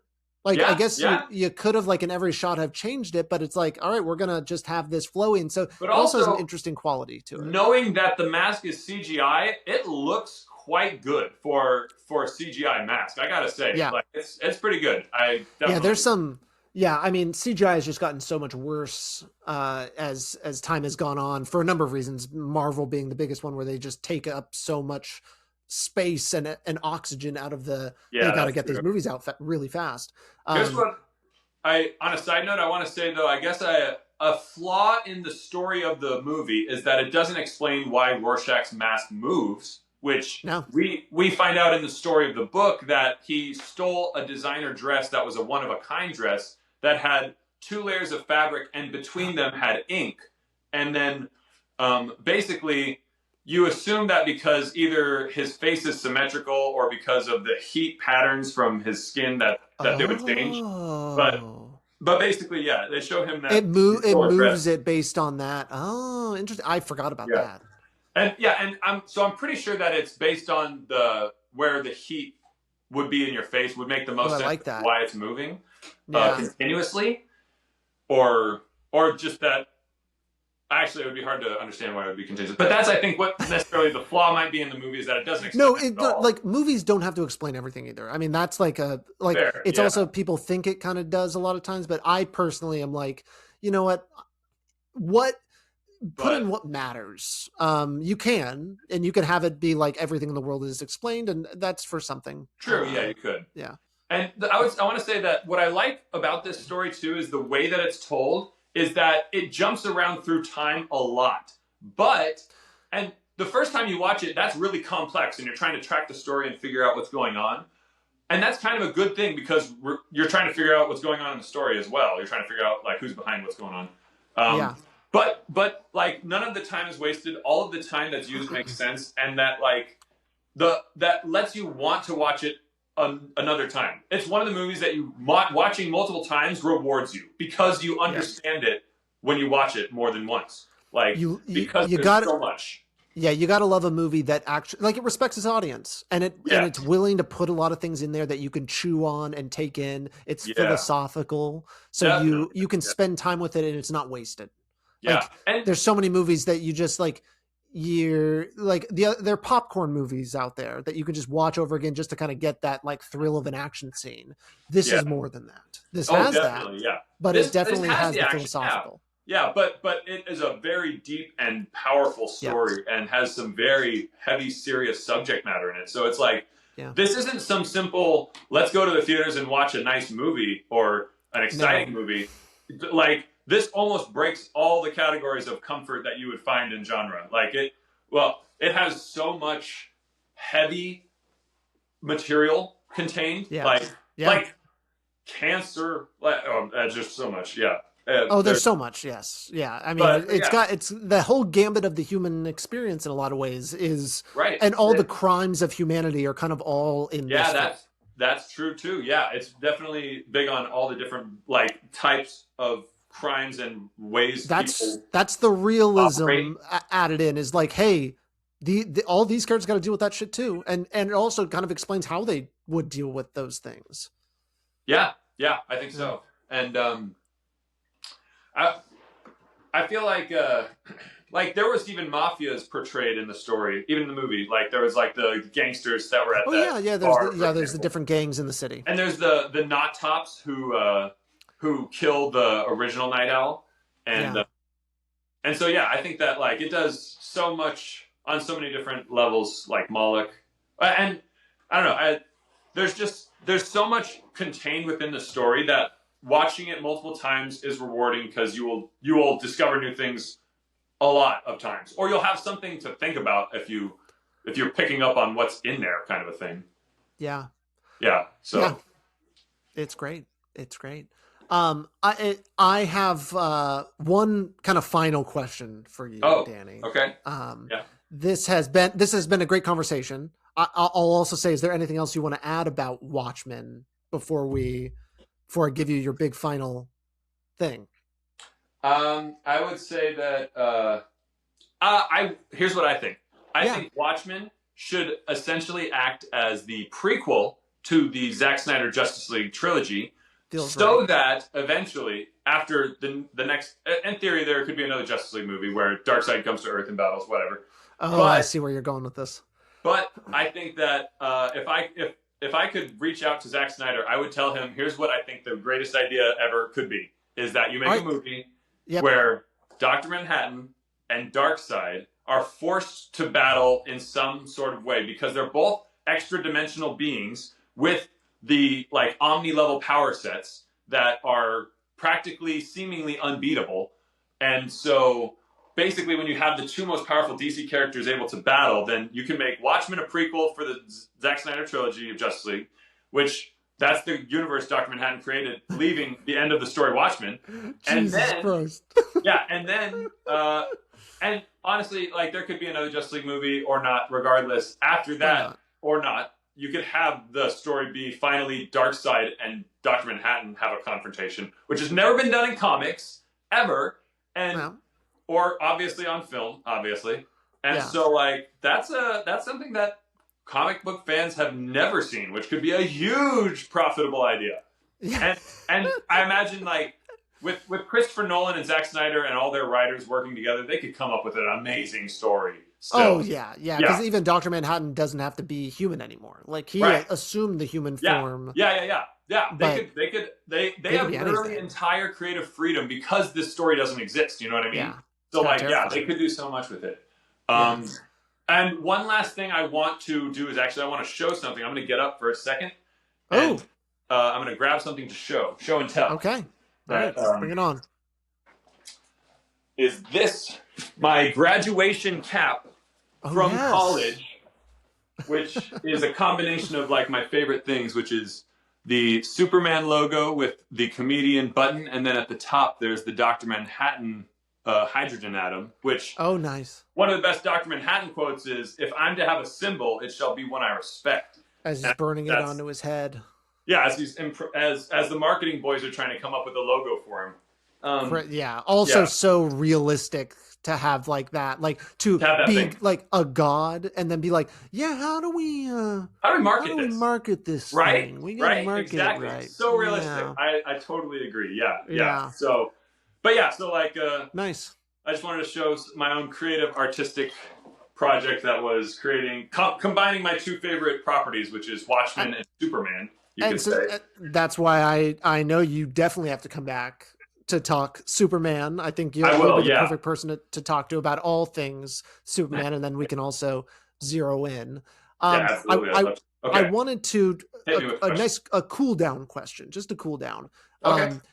What do you remember for what, I guess there's two things. One, what's your earliest film memory? Whoa, earliest film memory. Yeah, can you remember like a really early movie you watched as a kid that was like that hit you and it really sticks out? Like the Take your time. first movie.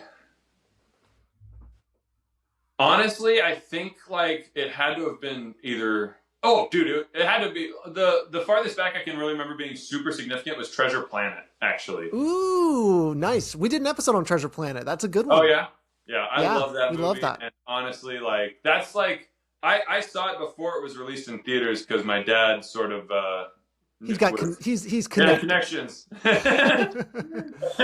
We won't dox him. We won't dox him. But he's got connections. Yeah. But yeah, we watched it before it was released in theaters, and like that's even awesome. then, when they hadn't finished the animation, it was such a good story, and I just like loved it. And it's so good. And aside from that, like Titan AE came out around a similar time. Oh, nice, yeah. And prior to those, I guess there were very few movies, but like the Batman movies that preceded in like the 90s. The animated ones, or the Michael Keaton ones. Okay, and if animated's included, then it might be Batman Beyond: Return of the Joker, possibly. Yeah, I remember that was a big one for you. But and Mask of the Phantasm too, right? What? Mask of the Phantasm as well, wasn't that? Oh a big one for you? Yeah. You're right. Yeah, that too. Yeah. I don't know when that one came out though, but yeah, all but 90s. Like, I think it was what was his freaking name? Who is the Batman that? It's not Val Kilmer. It's not George Clooney. It's Who was in the recent Michael Keaton? movie? Michael Keaton. Michael Keaton. Yeah. I think the Michael Keaton Batmans were actually one of the ones that like I watched. Oh, dude. Okay, wait. You know what? I'm tapping into something. Oh, God. The movie that I remember watching the youngest, the most, is the movie It with Tim Curry. Because God, that was the first movie that gave me nightmares. And you watched it again and again? No, I didn't watch it again and again. I watched it once. You just remember? Okay. And then never forgot. Yes. Yeah. So, like, and that was at one of my first sleepovers. Oh my God, that's messed up. Yeah, that was messed up. But it's hard to say what like my first movies that really imprinted on me were, but those are some of them. Yeah, you think on it. And then my last question is, do you remember when you watched a movie and it felt the first time you watched a movie and it really felt like it meant something? Like I talk to people and it's like, what movie did you kind of realize like movies could be more than just like this thing on a screen? Like, yeah, well, honestly, I honestly do think that Watchmen's the answer to that question. Because, like, literally before Watchmen, there were movies that, like, scared me, for example. And that connects with you. But that doesn't connect with you on, like, in a deep way that, like, was like, what did I just see? That was incredible. I don't even know entirely. But I know it was incredible. Like, so I would say Watchmen, when we saw it when we were freaking, like, what, we were young teens. 2009. So I was 17. And you would have been. I was 15. 15. I was 15. Yeah. Yeah. And that. Like. Yeah. My like 2007 was like my first like theater watching experience where I was kind of like blown away. I watched There Will Be Blood. I don't know if you've ever seen that. Oh wow. Yeah. But that one was like my first one was like what the heck? Like oh my God. I was watching Stanley Kubrick stuff at home too, I guess. But yeah. So like, I think it was just that I didn't understand much about movies. I think there were movies that were more intense or more not more intense or interesting. There were movies that I saw before that would have like been almost worthy. Like I saw Passion of the Christ, for example, which is a very powerful movie when I was young. Yeah. Oh yeah. When I was damn. young. That was. I remember going to the theater and seeing it, and I remember going to see Star Wars 3 in the theater. I remember waiting. Yeah, that was a banger. I don't think we knew we probably just had met each other right around. Maybe just met. Yeah, so I don't think we saw it together. But I also I remember 2005 watching Revenge of the Sith in theaters, and it was the coolest thing ever. Those drums at the beginning, oh my god, it was so cool. That was like right around the same time as Batman Begins. Yeah, Batman Begins 2006. Yeah, just the year before. Yeah, blockbuster movies, and I mean, we're gonna do an episode one of these days on the podcast about like early 2000s blockbuster films that we all kind of know and love, like Lord of the Rings being like what really like ushered in like this like new that and Pirates of the Caribbean. Those are kind of they ushered in, and Spider-Man. Oh my god, I'm gonna start naming them. X-Men. Like there's just this like they just propelled all these things forward, and Batman Begins being like kind of the next, and then Iron Man being the really start of this new chapter of like what a blockbuster is. Dark Knight, and no, it's interesting. It's very interesting. Okay, what's the second question? I'm curious. That was the second question. Oh, okay. I want to return to the question of if I could be a character from the story.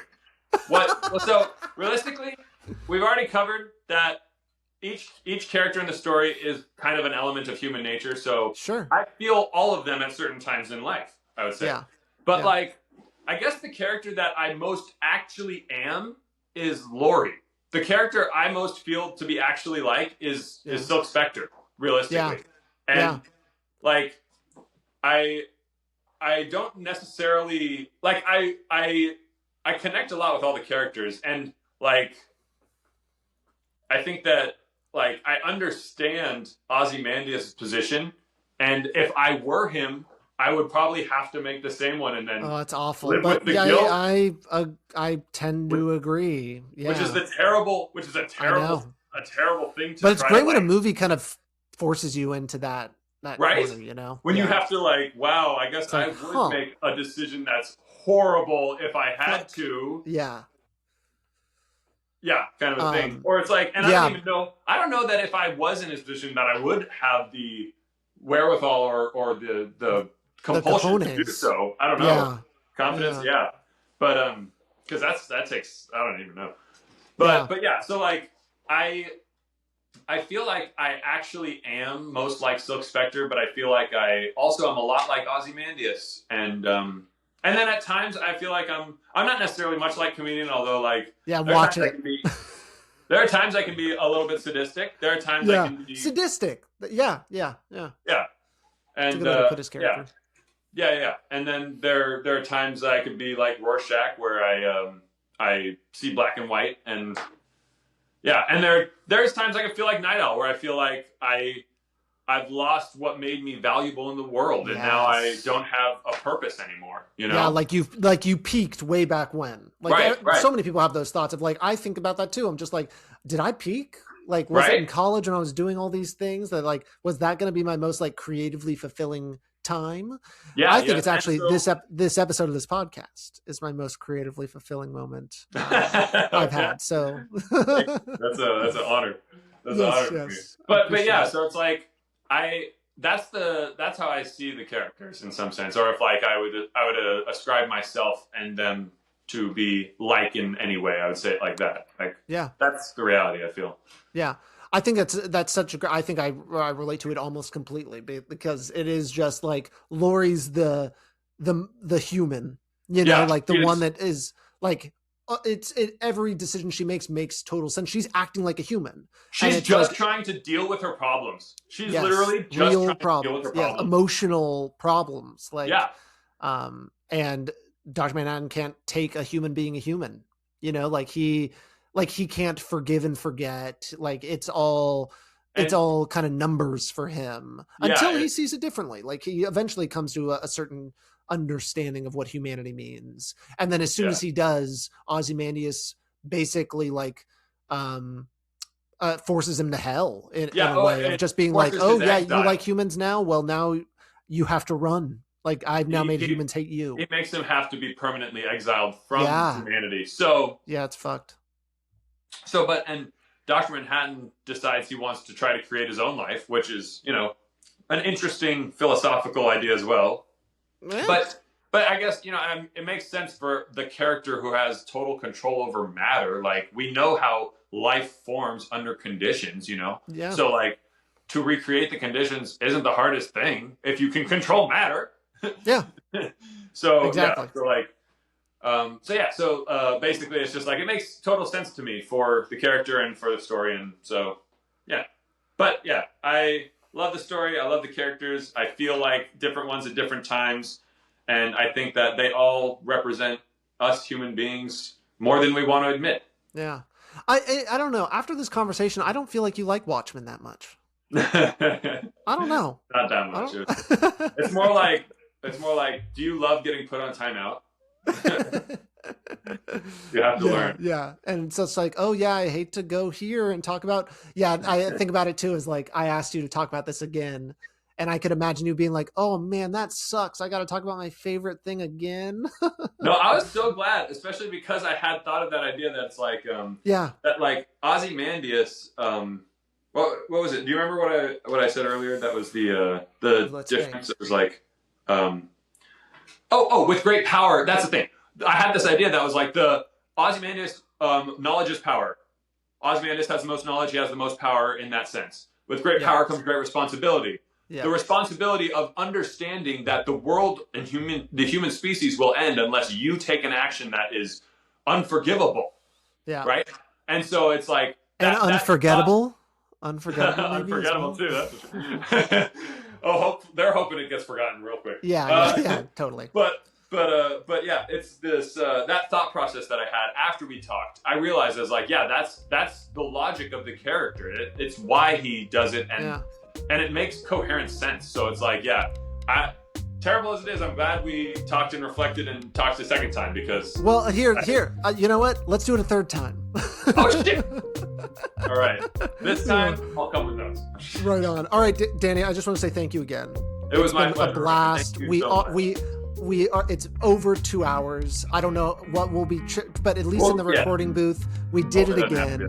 Yeah, we did. Yeah, it's always a pleasure. We always have something to talk about. I know. I can't wait for the I love next you, Danny. I love you, Ryan. You're one of my best friends. And folks at home, we'll see you next time. That's a wrap. Bye-bye. Bye-bye. Thank you.